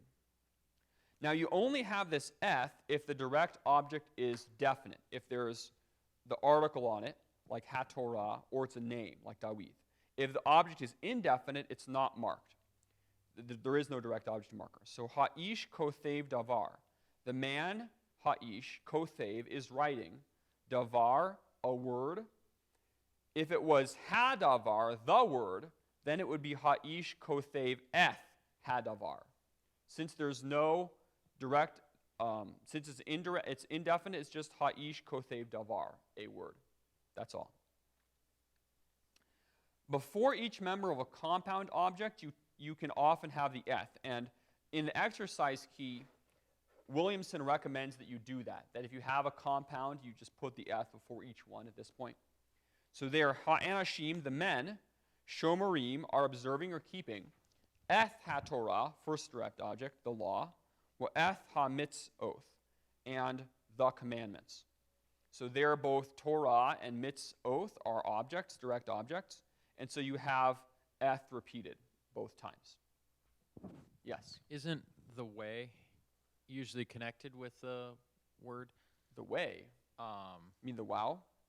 The word and? The wa? Yeah. Yeah, it is. But the wow will go on the direct object marker like that. You can't, but when you have that makef connecting the words, you can't stick anything in there between the words connected by the makef. So that the eth hamitzot is considered one unit. So the word and will go on the front of it. You can't stick anything in the middle. You can't have eth wa hamitzot or something like that. It just glues it together. Any questions about the object marker? we have more vocabulary here. Show faith may unlock. One thing I'll recommend about the vocabulary. In Lesson 8, you're going to learn that the third person masculine singular form of the verb is, here's kathav. Oh, I made it with a bay. Kathav. That's the way to say he writes. You don't need to know that yet. I'm just mentioning that because in the lexicon, the forms are all listed with a like third masculine singular. So in other words, if you looked in the lexicon, if you looked up the verb to write, it wouldn't have the masculine singular participle. It wouldn't say kothave. It wouldn't be this, kothave, with a participle. What it would have is the third masculine singular kathav. So if you, with the verbs here that you're supposed to memorize, the writing, the eating, the giving, the walking, and the sitting, if you want to memorize that if you want to just memorize that form as kathav instead of kothave, and akal instead of okale, and nothan instead of nothane, and halak instead of holake, and yashav instead of yoshev, that's fine. If you want to learn the participle form for those words and then later transition over to this, that's fine too. But this is what the lexicon has for it, not the participle. But since you don't know this yet, he doesn't give it to you in that form, which is fine. That's not a big deal. Either way, I think if you just memorize it, you'll recognize those very, very common words that are being introduced. The only thing I have to say about the vocabulary, notice that you have an irregular plural on the word throne on page 19. And then on page 20, ba'ene is the, well, you don't know that yet. Ene is like in the eyes of, and then ba is in. So that's in the eyes of. And if something is thought, she was thought good in the eyes of the man. That means in his opinion. Okay? So I'll point that out. And also malak, the word on page 19, messenger or angel. Angels are just a category of spirit beings who are God's messengers. You have the word malak used for human messengers as well as the divine angelic messengers like we think of. So for example, when the angel, the malak Yehovah, the angel of Jehovah, the fact that he's called malak doesn't mean he's a created angel. It just means he's sent by Jehovah. So the angel of Jehovah, the malak Adonai, the malak Yehovah is actually the pre-incarnate Christ. It's not some created angel.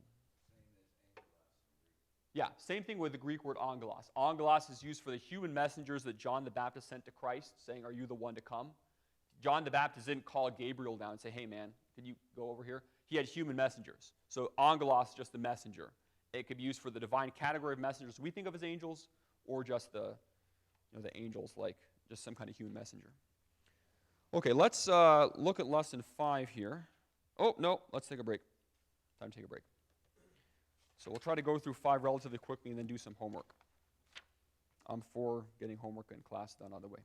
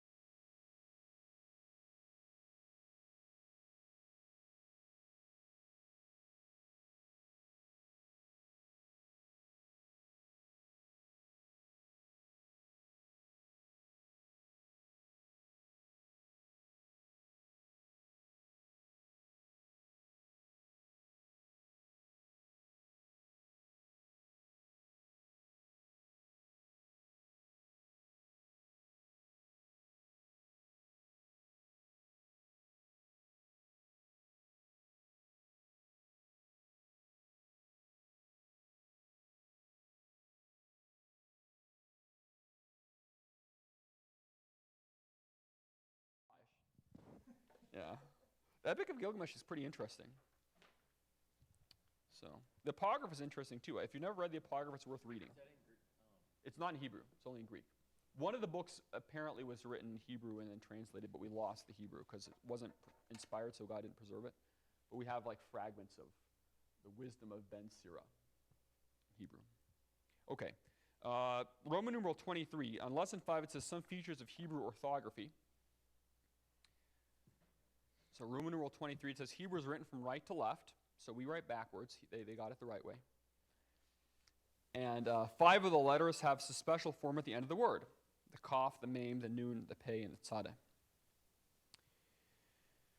Now because he's a modernist, he says that, and unfortunately many evangelicals take this view as well now, and even fundamentalists. But he says there were no vowels originally, just consonants, and then later on, much later, the Masoretes added the vowels.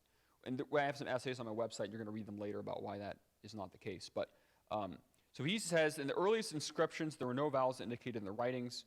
And then later on, we had yod, wow, and hey as these vowel markers. And then later, they just kind of kept expanding from there.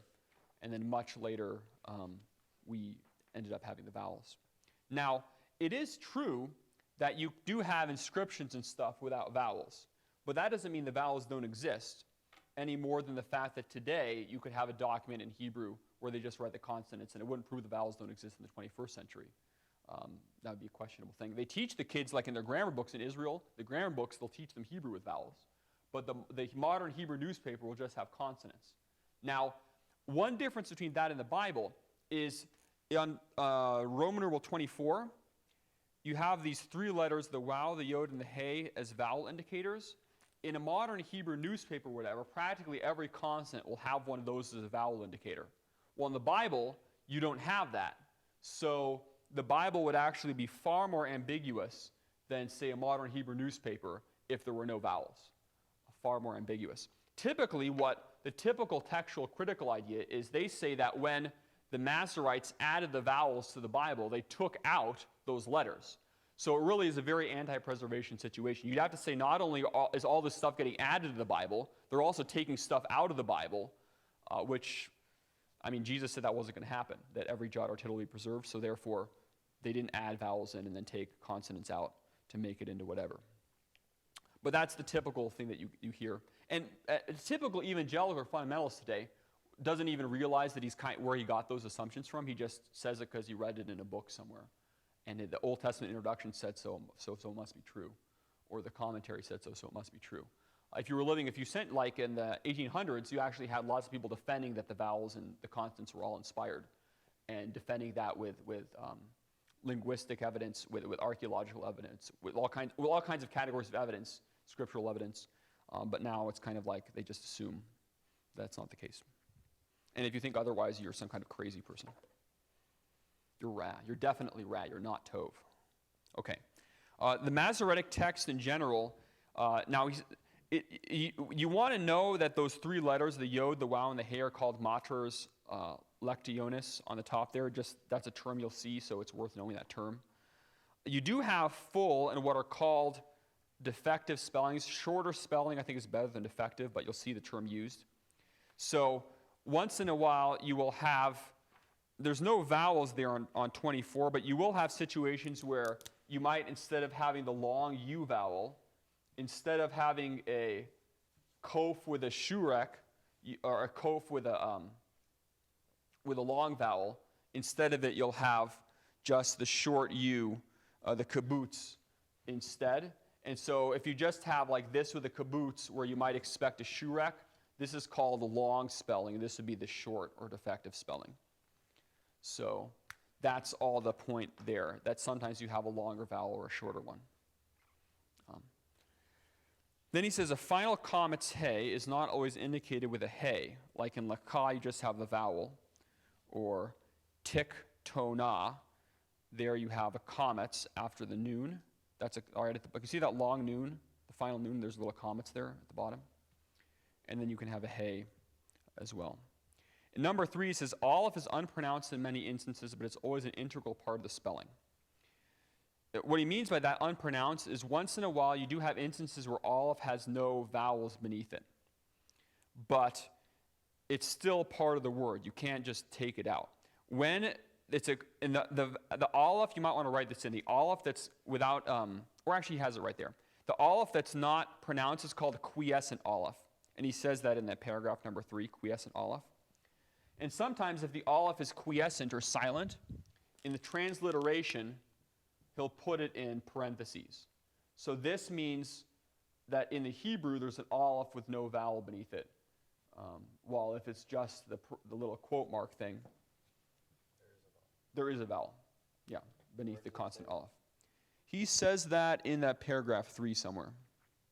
That last sentence. Sometimes for the sake of clarity, we have added the aleph in parentheses as in matzah above. So 8, and does he talk about the dagesh yet? He says read 8 and 9, yeah. So 9, the dagesh.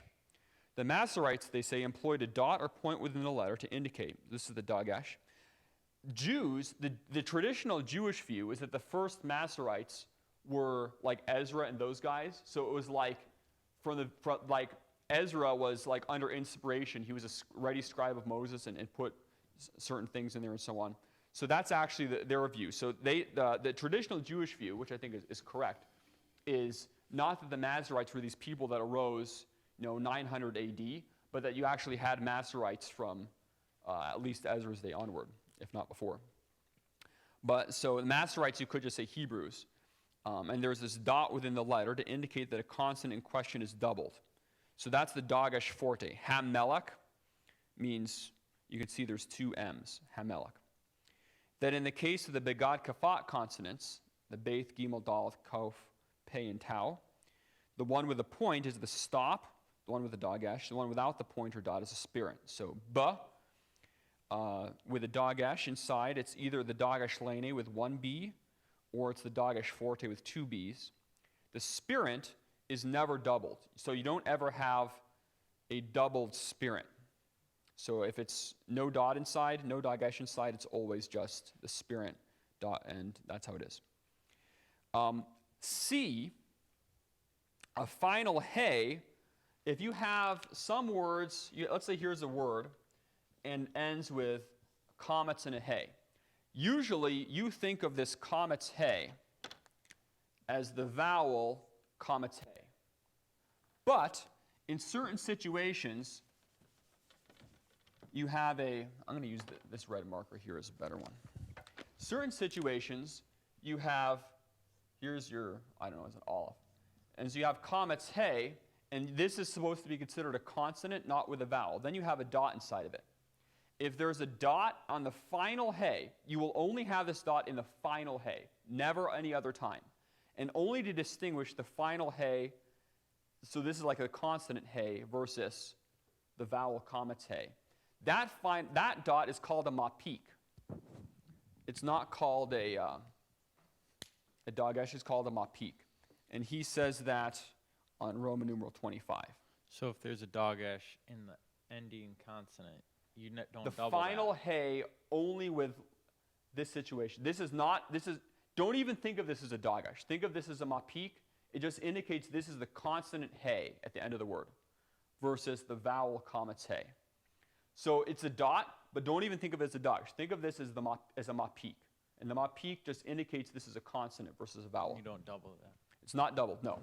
Like if you look on top of 25, he doesn't have any vowels in there.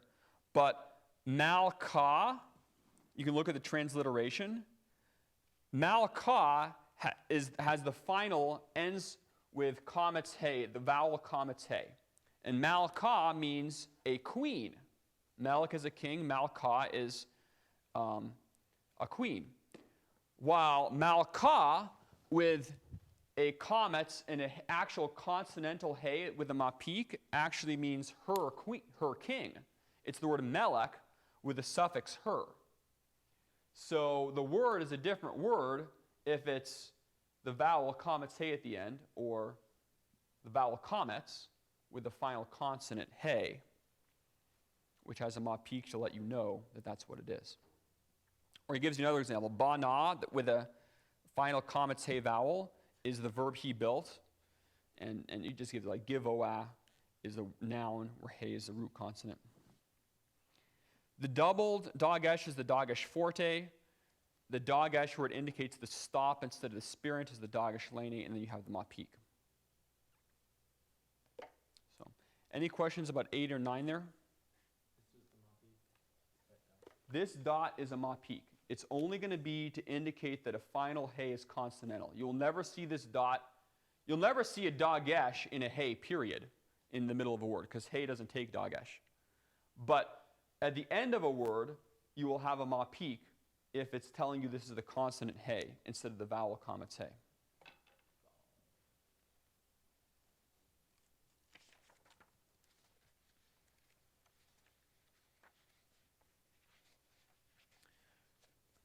Okay, let's go to lesson 5. Lesson 5 isn't that long. It's not too bad. We have these 3 very common prepositions, ba, la, and ka. Ba, can somebody tell me what those are? What do they mean? Ba, la, and ka. Yes. Oh, he has the mic, so he better say. Oh, he's going to give a turn. Okay. Be is in, right? In or, yeah, in. Ba, in. La. Lay. How do you say that? Lay? Well, it's La. la. La. La. Lamed with a shwa. I'll then that. Which one am I? La? La. What is la? 2. 2 or 4, yeah. 4. And ka. Like or as. Good. Very good. Tov ma'od. Right. Now, the form of those 3 prepositions, and those 3 prepositions get stuck right in the word, if you remember that. And the form is determined by the first consonant or syllable to which they're prefixed. So if you have ba, and the first noun begins with a syllable yod shwa, you can't have 2 audible shwas in a row. That's just not tolerated. They do not like to have 2 audible shwas in a row. So instead of having ba, like in the word Jerusalem, Yerushalayim, instead of having Beith shwa, then Yod shwa, it changes to, so here, you can't have ba shwa, Yod shwa. So instead, this changes to, and this is 2 syllables. So 2 audible shwas, open syllable, Beith shwa, Yod shwa, open syllable. This is not tolerated. Instead, it becomes B in the syllable. This is a closed syllable, B, and this is now a silent shwa that goes under there. So 1 syllable, B, versus 2 syllables, ba, ya. So the audible shwa changes to a closed shwa. So if you look at the text, notice there you have Yerushalayim. Audible shwa underneath the yod for Jerusalem. In Jerusalem, though, notice in the transliteration, you don't see the upside down E anymore. It's Birushalayim. And there actually, it's just, there because it's not, it's just now the vowel hirek yod, so you don't actually have anything under the yod because it's just the vowel hirek yod. So Birushalayim, Lirushalayim, Kirushalayim. So you could have situations where it becomes, the next one actually is more like where you actually put the silent shwa. Like there, look at Samuel. Shemuel is the name Samuel. In Samuel, Bishmuel. So notice there, the silent shwa, you still have a shwa underneath the sheen, but now it's a silent shwa. So it's Bishmuel, Lishmuel, Kishmuel, because now you have that as 1 closed syllable at the beginning of the word. So if these 3 prepositions, if the 3 prepositions are followed by yod shwa, then it changes to the consonant with hirek yod. If it's yod shwa, if it's these prepositions followed by anything besides yod with a shwa under it, it kind of combines the way it does there in B, where you have the hirek to have a closed syllable. Do you have a question? Yeah, but I don't know what I'm going to ask. Or you're gonna ask? Well, I'm trying to. I thought I had. Well, why? You said, is that the pattern it follows? Well, this actually, I should have given you a better example. This would be, it should have been one where I actually didn't have the yod. Like this was, let's say there's a sheen, okay? So actually with the yod, if you stick, I'm sorry, I was not very clear with that at all.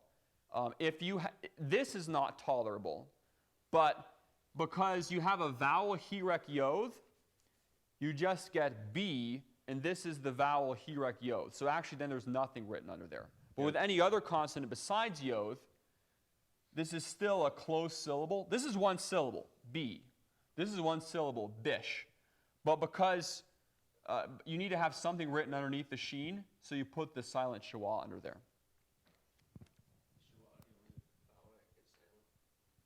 Yeah, there's no other vowel. No, these are both closed syllables. This is the closed syllable B. This is the closed syllable bish. Look at the examples there in Samuel. Yeah, this is the vowel hirek yod. Oh, you know what? I'm sorry. Yeah, it is an open syllable. It is open. It is open. You're right. I'm sorry. Yeah, this is the open syllable. This is an open syllable. Hirek. Yeah. You're right. Yeah. Thank you. Tov ma'od. So is it pronounced bish or Bish. Bish. It's a long E sound. Like there, Yerushalayim, Bi Yerushalayim, Li Yerushalayim, Ki Yerushalayim. Yeah. And then can you just say one more time why it switches to that, like an I, but There is that. It's just the rule that it changes to the I. The reason it does it is because it cannot tolerate two audible schwas in a row. So to avoid the two audible schwas in a row, this is just what it does each time. It's kind of hard to say it, like buh, yeah. So they just B. That's just how they said it. In English, we do stuff like that too to change things to make it easier to say sometimes. I can't think of an example off the top of my head though, because we're so used to them because we just speak English.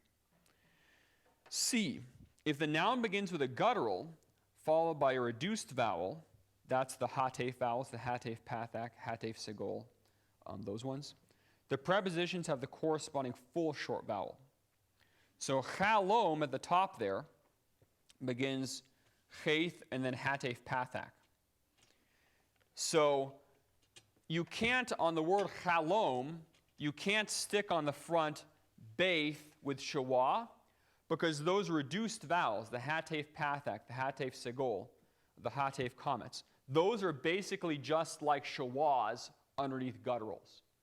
So you can't have shwa, then the hatef pathak, because that's just the same as having two shwas in a row. So what you do is the corresponding short vowel goes before it. So chalom begins with hatef pathak. So you stick ba on the front, it gets a pathak, because there was a hatef pathak. The word ship, aniyah, has the hatef comets. So therefore it gets the comets hatuf. Ba aniyah. And that's a comets hatuf, not a comets. You can see it from the transliteration. And it's just because it's the syllabification. The emeth, the word truth, has the hatef segol, so it gets a segol. Be-emeth, le-emeth, ke-emeth. So that's a relatively common thing. Because these are such common prepositions that does come up. And then he talks about an optional vocalization for D. That doesn't happen very commonly, so you can read that. That does happen once in a while. It's not the main thing of this section, though. As we stated previously, these three prepositions combine with a definite article which loses its he. The vowel remains unchanged. So if you had, remember that you don't have the preposition to and then the definite article and then the word. It kind of eats up the article. And this vowel stuff we're learning here doesn't change that. That stays just the same as you learned it already. Then F is, aside from these special circumstances, all this weird stuff that we just learned, the preposition is just normal. That's all he's saying in F. So if you have not any of this other stuff going on, you just have the preposition with a shwa underneath it. So that's kind of the nice situation. Nothing weird. Any questions about how those three prepositions work? One, I'll give you one thing with Lambden. Like, Lambden will tell you all this stuff, which makes it harder to learn right now. But this actually happens when you're reading the Bible. While some more simplified grammar maybe would just tell you that you have these three prepositions, they mean this. And then they give you a form, and you're like, why does it do that? Well, it's just an exception, and so just deal with it. And then when you get to the Bible, it's harder to figure out what it's actually doing because you didn't learn these few rules. Instead, you just have all these exceptions that are kind of floating around and you don't know. So learning the rules actually helps you because this is what actually happens versus just giving you the word, and it's easier at first, but then when you actually have to read the Bible, you don't know why it's doing what it's doing because they didn't teach you the rules. So that's okay. That's paragraph 29. Paragraph 30 is preposition min. This is the word from. From, min, you can either have, now basically just think of it this way. If you imagine that the sort of normal form, this may be a little bit artificial, but if you imagine the normal form is min, and then you have the makef. Now, if the noon goes away, it has to be compensated for somehow. So if you stick this right on the front of another word, it's like the noon gets crumpled up and goes down here. This vowel gets lengthened. So min, then you have may if it's stuck right on the word. So here's some word X, okay? If you just have the preposition before the X, it's min, like this, makef, and here's the word. If you put it right on the front, it becomes may, and then the word. So that's what he says there in A. Before the definite article, the preposition may either have the form may, which is joined directly to the following word, or min, which is usually joined to the makef. So min hamelech, from the king, or may hamelech also means from the king. Question here over the microphone. I don't know. I think that one was just one like mine, but it didn't work. Okay, so for min, you can tell that it's the I pronunciation in the transliteration, but in the Hebrew, it looks like a hirik. How do you tell between the short and the long? Hirak? Hirak. It is sorry. a hirak. I know, but how do you tell between a short hirak and a long hirak? Closed syllable, open syllable. Oh. Yeah. Min is a closed syllable. And it doesn't get pronounced that different. You don't really need to worry about that much. It'll just kind of be obvious. If it's a closed syllable, it's a short. If it's a long, it's long. That's it. But a good question. Thank you for asking. Okay. B, before words beginning with a guttural or resh, it will not be min. It'll just be may stuck on the front. So before like ear, the gutturals, remember, are aleph, ayin, hey, cheth.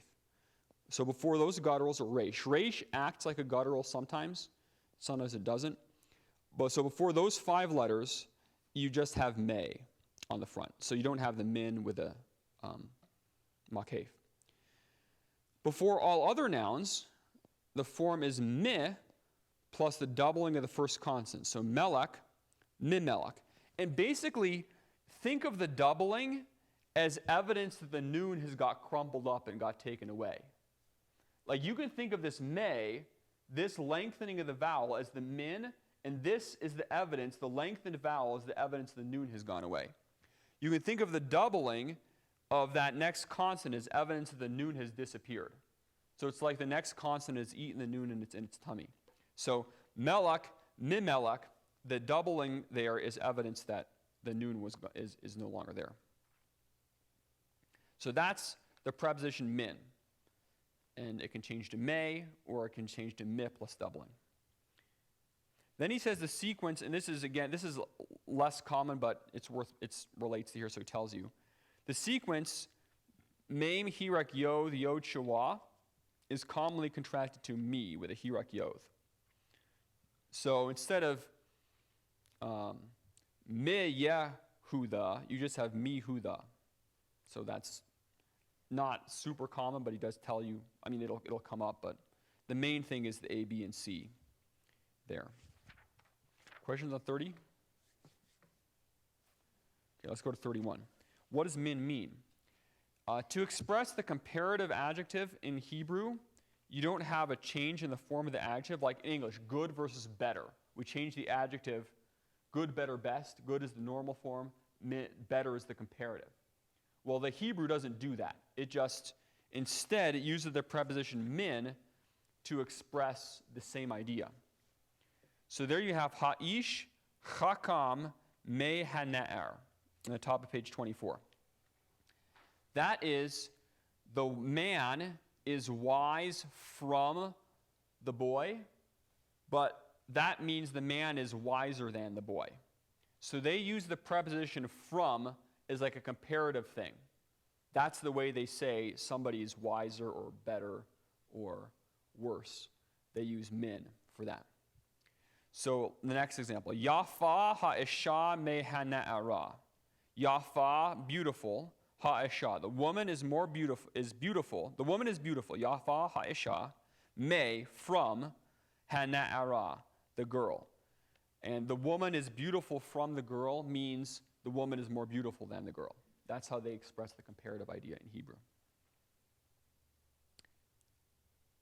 And he says you can also translate it too for kasha ha'avodah me ha'ish. Kasha is hard, ha'avodah is the work. The work is hard from the man. Can mean the work is too hard for the man.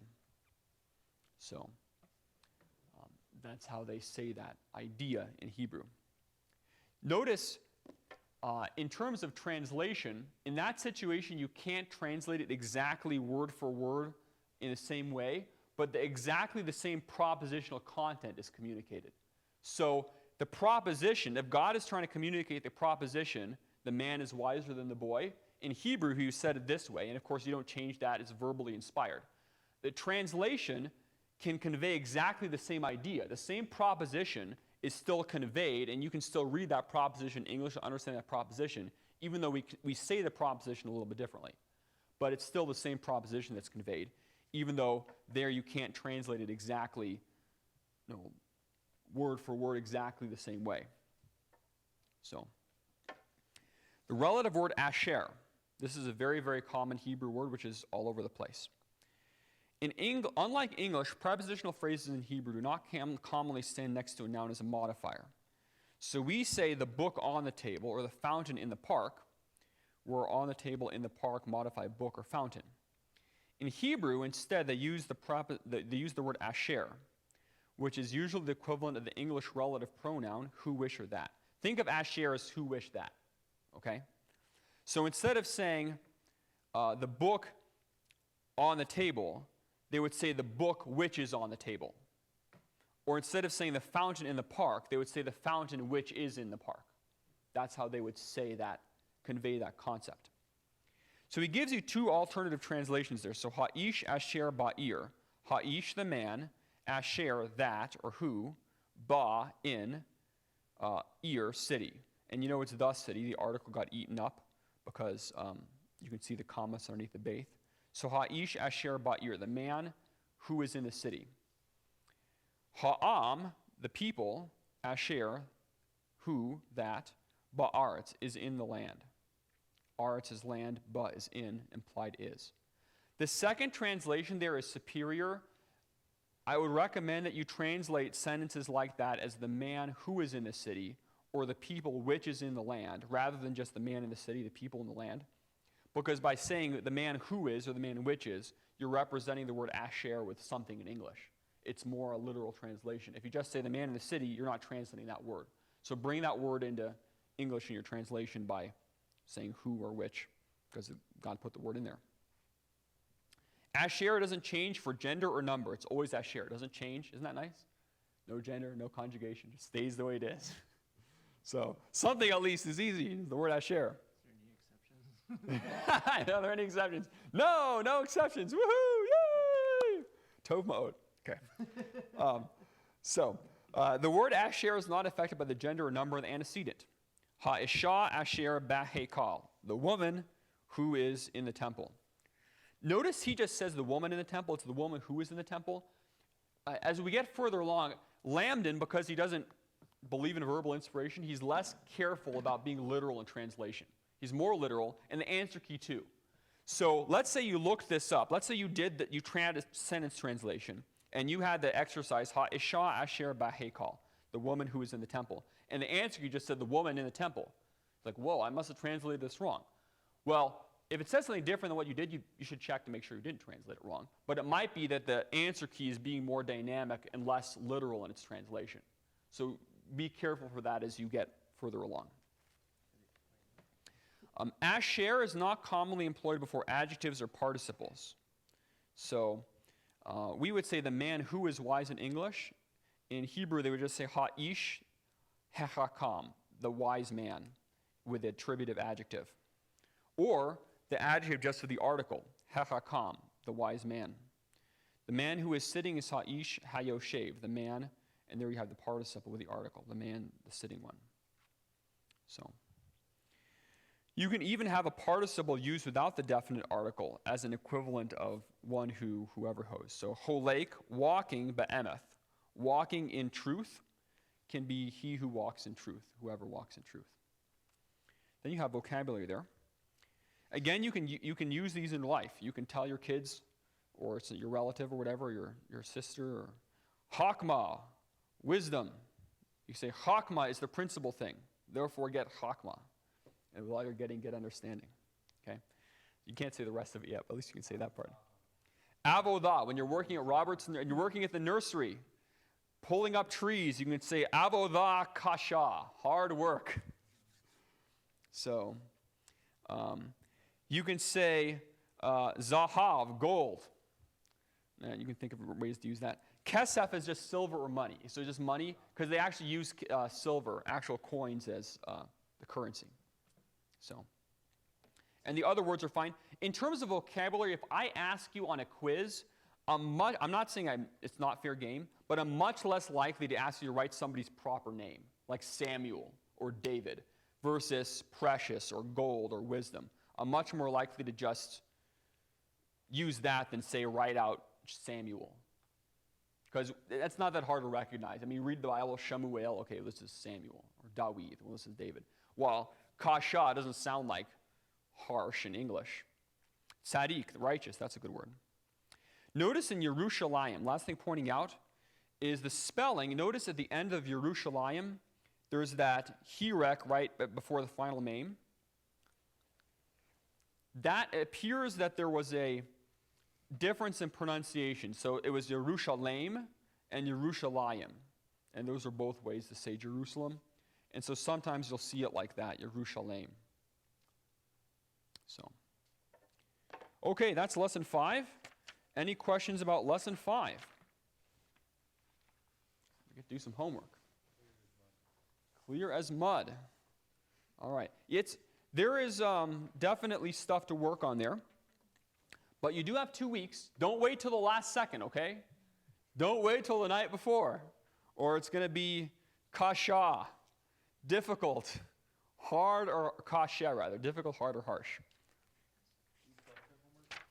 I collect the homework after you take the test. So that's another reason it's important to check your homework with the answer key, because I'm going to collect it after you take the first test.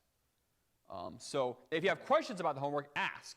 Even if we're auditing, you take our homework? And no, if you're auditing, you can make your homework into paper airplanes. Yeah, so. But you don't get any feedback, though, either on the homework. You might get feedback on the microphone, but all right. Let's try a few exercises here.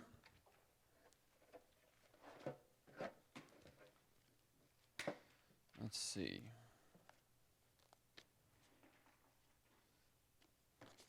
Okay. Well, we have 3, 4, and 5. We can kind of choose here a few. Let's do on lesson 3, C. Actually, wait. Lesson 3, number B.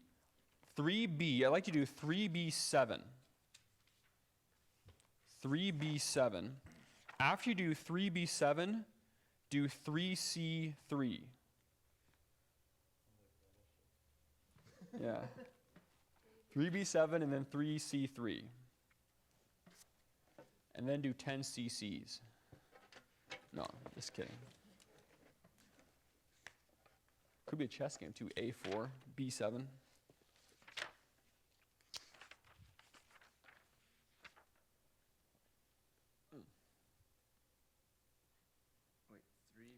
Actually, no, this is what I'm going to do.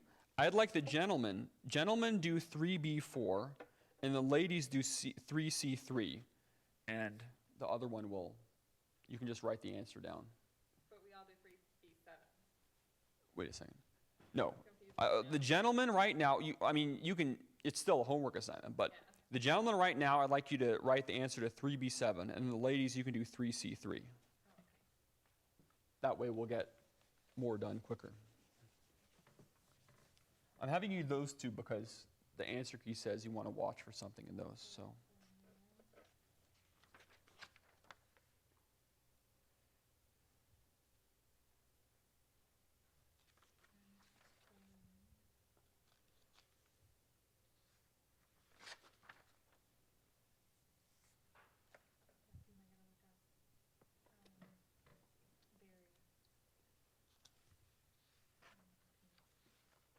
Wait, we're rating this in Hebrew, right? Yes, you are. 3B4, write that in Hebrew. 3B7, yes, write in Hebrew.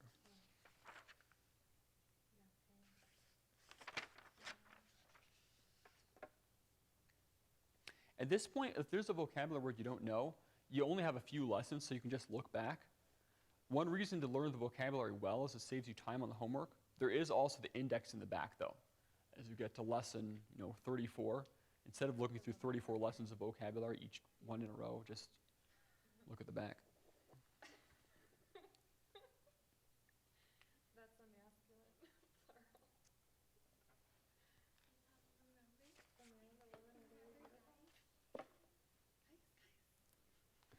Do you guys get 3C3 already? I think, well, I have to think about it, but Okay. the man and the woman are very beautiful. Okay. After that, try 3C7.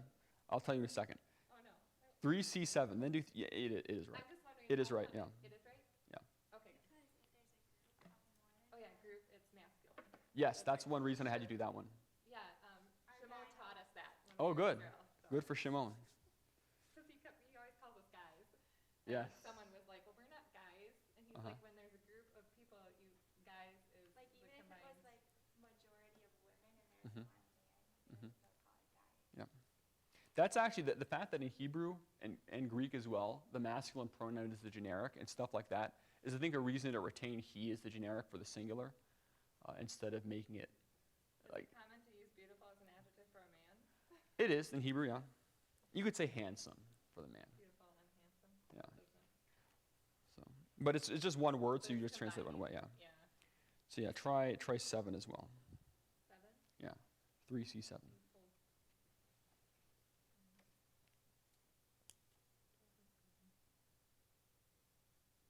And if you finish that one too, then try 3D6.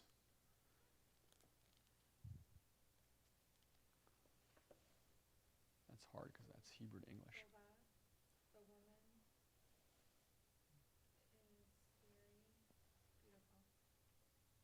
The woman. Good. No. Both is good. Tova is feminine. What's A? Living. La paz.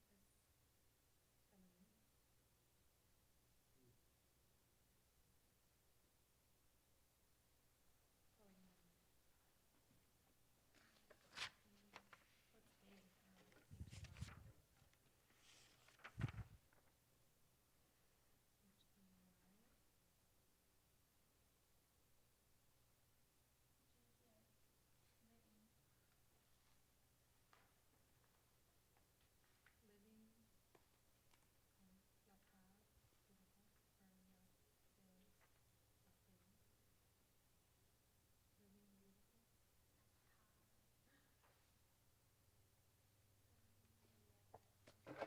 And actually on homework, if you're doing homework and you want to work together, that's great. Just write it at the homework at the bottom But if you want to work together with somebody. beautiful. Living beautiful.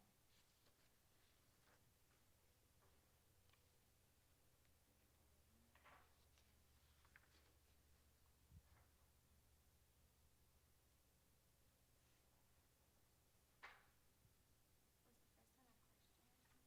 Yeah, the first one's a question. Yo, you have questions? You actually indicate a question with a hey with a pathak at the front of the word, front of the sentence.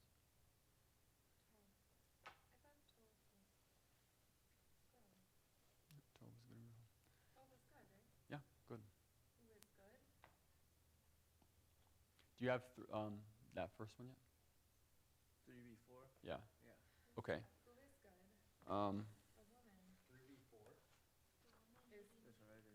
Okay, let's oh, you did B. Okay. Let's answer these right now.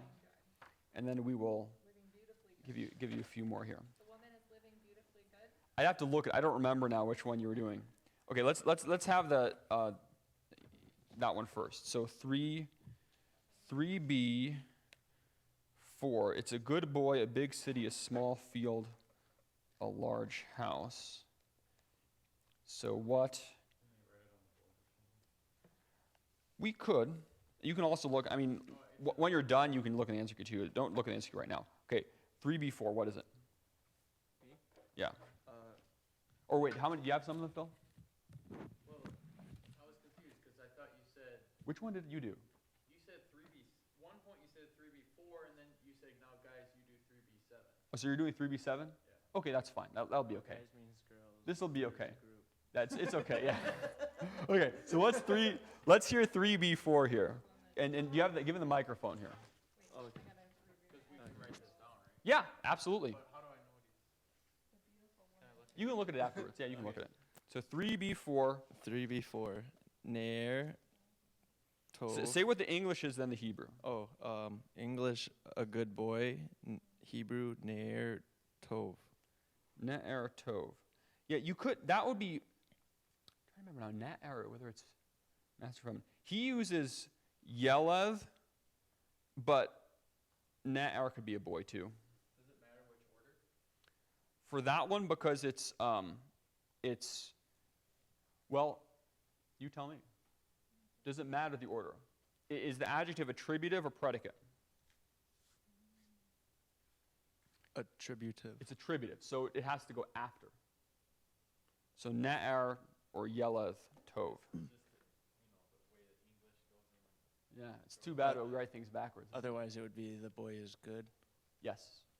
Well, then you'd have the article too, but Or, the attributive adjective is A always boy after. is good. You just wouldn't have the attributive adjective before. It just doesn't do it. All right. So, Okay. okay. The next one, a big city. Big Wait, city. Is that right? Yeah. Yeah. Like Is Maquonigo. ear. Gathol.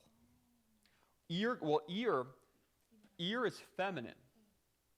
So ear, what is gadol is the masculine singular adjective. What would be the feminine singular? The feminine singular of Gadol. Gathol. Gatholah. Gadolah, yes. So it would be ear gadolah. Now notice there, ear is feminine, even though it doesn't have the ah on the end, but the adjective still is ah. So ear gadolah. Okay. So tov ma'od. Next one. A small field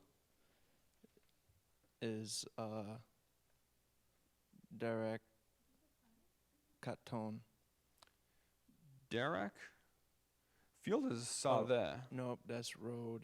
Derek Yeah, is that's a road. Sadeh is a field. Sadeh. So sadeh katon would be a small field. Okay. Sadeh katon. And then a large house. Mhm. Bayith. Gatola.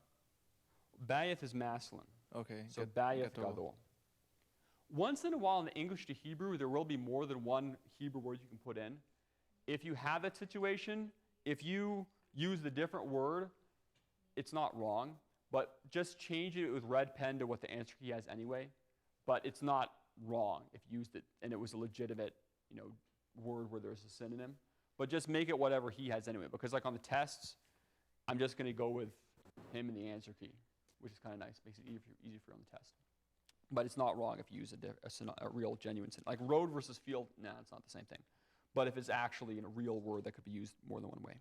Okay, so that's 3B. Let's hear 3-7. Cities, the cities, in the cities, and the great cities. All right, let's see here. Cities, first of all. Cities. Let me see.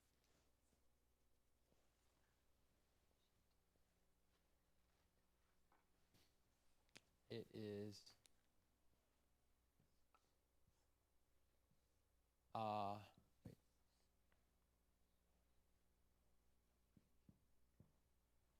Reese. It's Arim, Arim.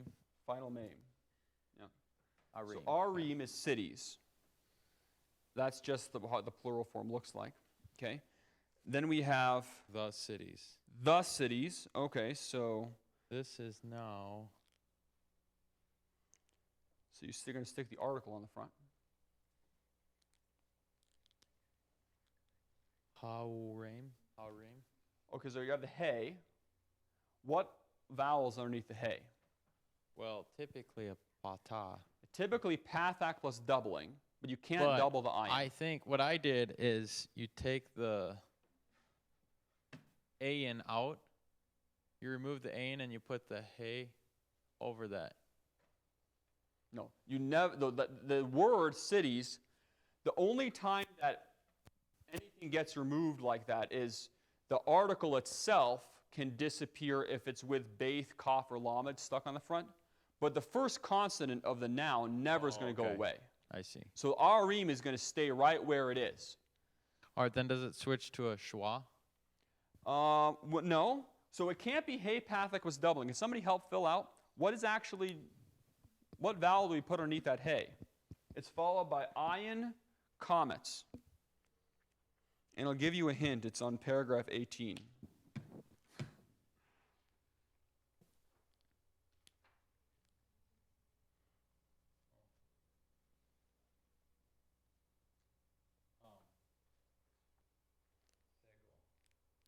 Segol. Good. So it's he'arim. Normally, if you just have an ayin, it would be it tells you there, paragraph 18, it'd be ha'arim. But if it's followed by another comets, it becomes he'arim. So that's the cities. It's paragraph 18b that tells you why it's like this. So we had cities, arim. He'arim is the cities. And then we have in the cities. So in the cities, what are we going to do now? And the answer key, one reason I did this one is the answer key is like, make sure they understand each step here, like what's happening. So cities, the cities, now in the cities. Well, in is be. Good. It's ba. So do we just stick the baith on the front here? Well, that's what I'm trying to figure out. Now the baith in eats up the definite article, or eats up the article when it comes on the front. That's the only time anything gets eaten up. Be does? Yep. The in, the ba, la, and ka, those three prepositions and those only are going to eat up this definite article. So the article is going to evaporate. Yep, the article is going to be gone, and it's going to be be-arim. We know that this is in the cities. How do we know this isn't in a city, in cities? How do we know it's in the cities here? What's the evidence? That it's still the? Well, this is a dagesh lene, so it's not that. Now, if there was a doubling here, that would be an indicator, but there's no doubling. Good. The segol will be shawa. If this was in cities, it would be ba. Because there's a segol here, you know that what has happened is you had the cities, the hay got taken away by the baith, and so it's in the cities. Be-arim. Not all the exercises are kind of crazy like this. We're doing this one because it's a more challenging one. So then we have in the great cities.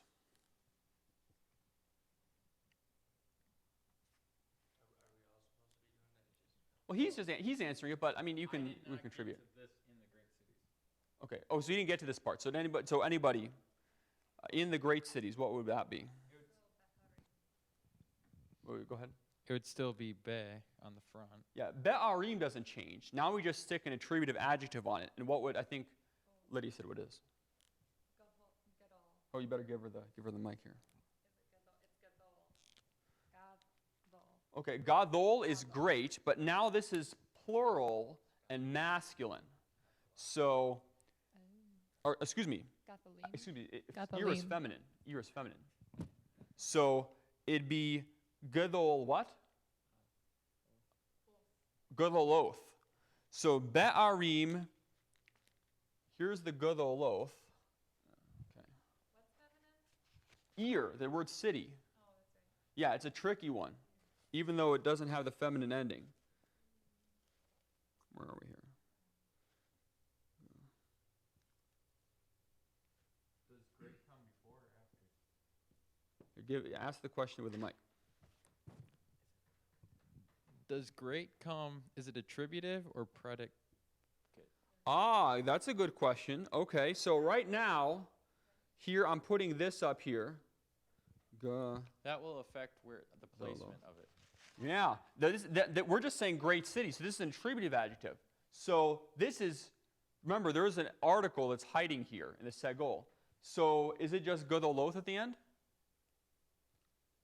Attributive adjectives agree with a noun in number, gender, and what else? Definiteness. So there has to be an article here. Ha gadoloth. Be'arim hagadoloth is in the great cities. Yeah, it's ha. Hey, pathak was dalag. There's no weird thing. It is just normal. So that's how it would look right there. This is it. So This is the in. This is the evidence of the. This is the cities. This is the adjective modifying it. It has the article because this has the article, even though it's hiding. And it is plural because this is plural. And this is feminine, so it has the feminine ending. So does attributive mean it comes after? The attributive will come after, and it will agree in gender, number, and definiteness. The predicate can come before or after. The predicate will never have the article, and it will agree in gender and number. So it comes after in the Greek part. In the Hebrew. I'm sorry, Hebrew. Yes. Okay, I don't know what time it is. We better. Are we over? Uh-oh. We're over. Well, we better, let's answer the question that those ladies worked so hard on here. Here, should they have the mic? Yeah, give them the mic. Give them the mic. So let's see. This is C, right? C3. C3. That's not a good chest opening, but let's see what it is here. The man. Well, better read it in Hebrew first. Oh. Ha'ish wa ha'isha yafim ma'od. Tov ma'od. Okay, and what does that mean? That means the man and the woman are very beautiful. Good, very good. Ha'ish is the man, ha'isha is the woman. Yafim is plural, but it's masculine because if you have a masculine and a feminine together, the masculine wins. So ha'ish wa ha'isha yafim ma'od. So we did that one to kind of point out why it does that the masculine and feminine together still get the masculine ending. Good. And then you did one more, I think, right? Number 7. Number 7, okay. Why don't you read that Mitov. Hebrew? Mitov. Mitov. Actually, it's a question. So mitov. Tova ha'isha hayafa. All right. What does that mean? And this means who is good? The beautiful woman is good. Yep. That's right. Tov ma'od. Good. Well, we're over time, so we can't do any more homework right now. But I think this one, hopefully, that was useful to see how that worked. And when you look them up, part of your homework is to look in the answer key after you do it and see. And the answer key does have useful further information. It is a useful tool to help you learn. All right. Well, let's read Numbers. I'm going to read to you Numbers 6, 24 to 26. Wish you a barakah, a blessing here. And because we're over time, I'm not going to have you all read it today. But you can look on, if you have your Bible there. In Bamidbar, the book of Numbers, page, it's at the bottom of the assignment sheet too, or it's also on page 253. When do we get to learn the names of the Bible? You can learn the names of the Bible whenever you like. The names are actually just the first word of. They don't have the vowels in it. They don't. But we have to. If you look at the book, you can see where the first word is. But in the table of contents, it doesn't. So you just have to know. Yeah, So, yeah. In the synagogue, when they read from a non-valid copy, but they look at the valid copy, like memorize it with a valid copy, then they get up. It's because they know it so well that they're supposed to be able to say it that way. Okay, here we go. 6:24 to 26. Yevarakecha Yehovah v'yishmerecha, Ya'er Yehovah panai elecha v'chuneka, Yisa Yehovah panai elecha v'yasem lecha shalom. And that means, I'll just read it in the King James here so that you actually know what I just said, because you don't know this yet. Yes, yes. The Lord bless thee and keep thee. The Lord make his face shine upon thee and be gracious unto thee. The Lord lift up his countenance upon thee and give thee peace. All right. You are dismissed. Sure.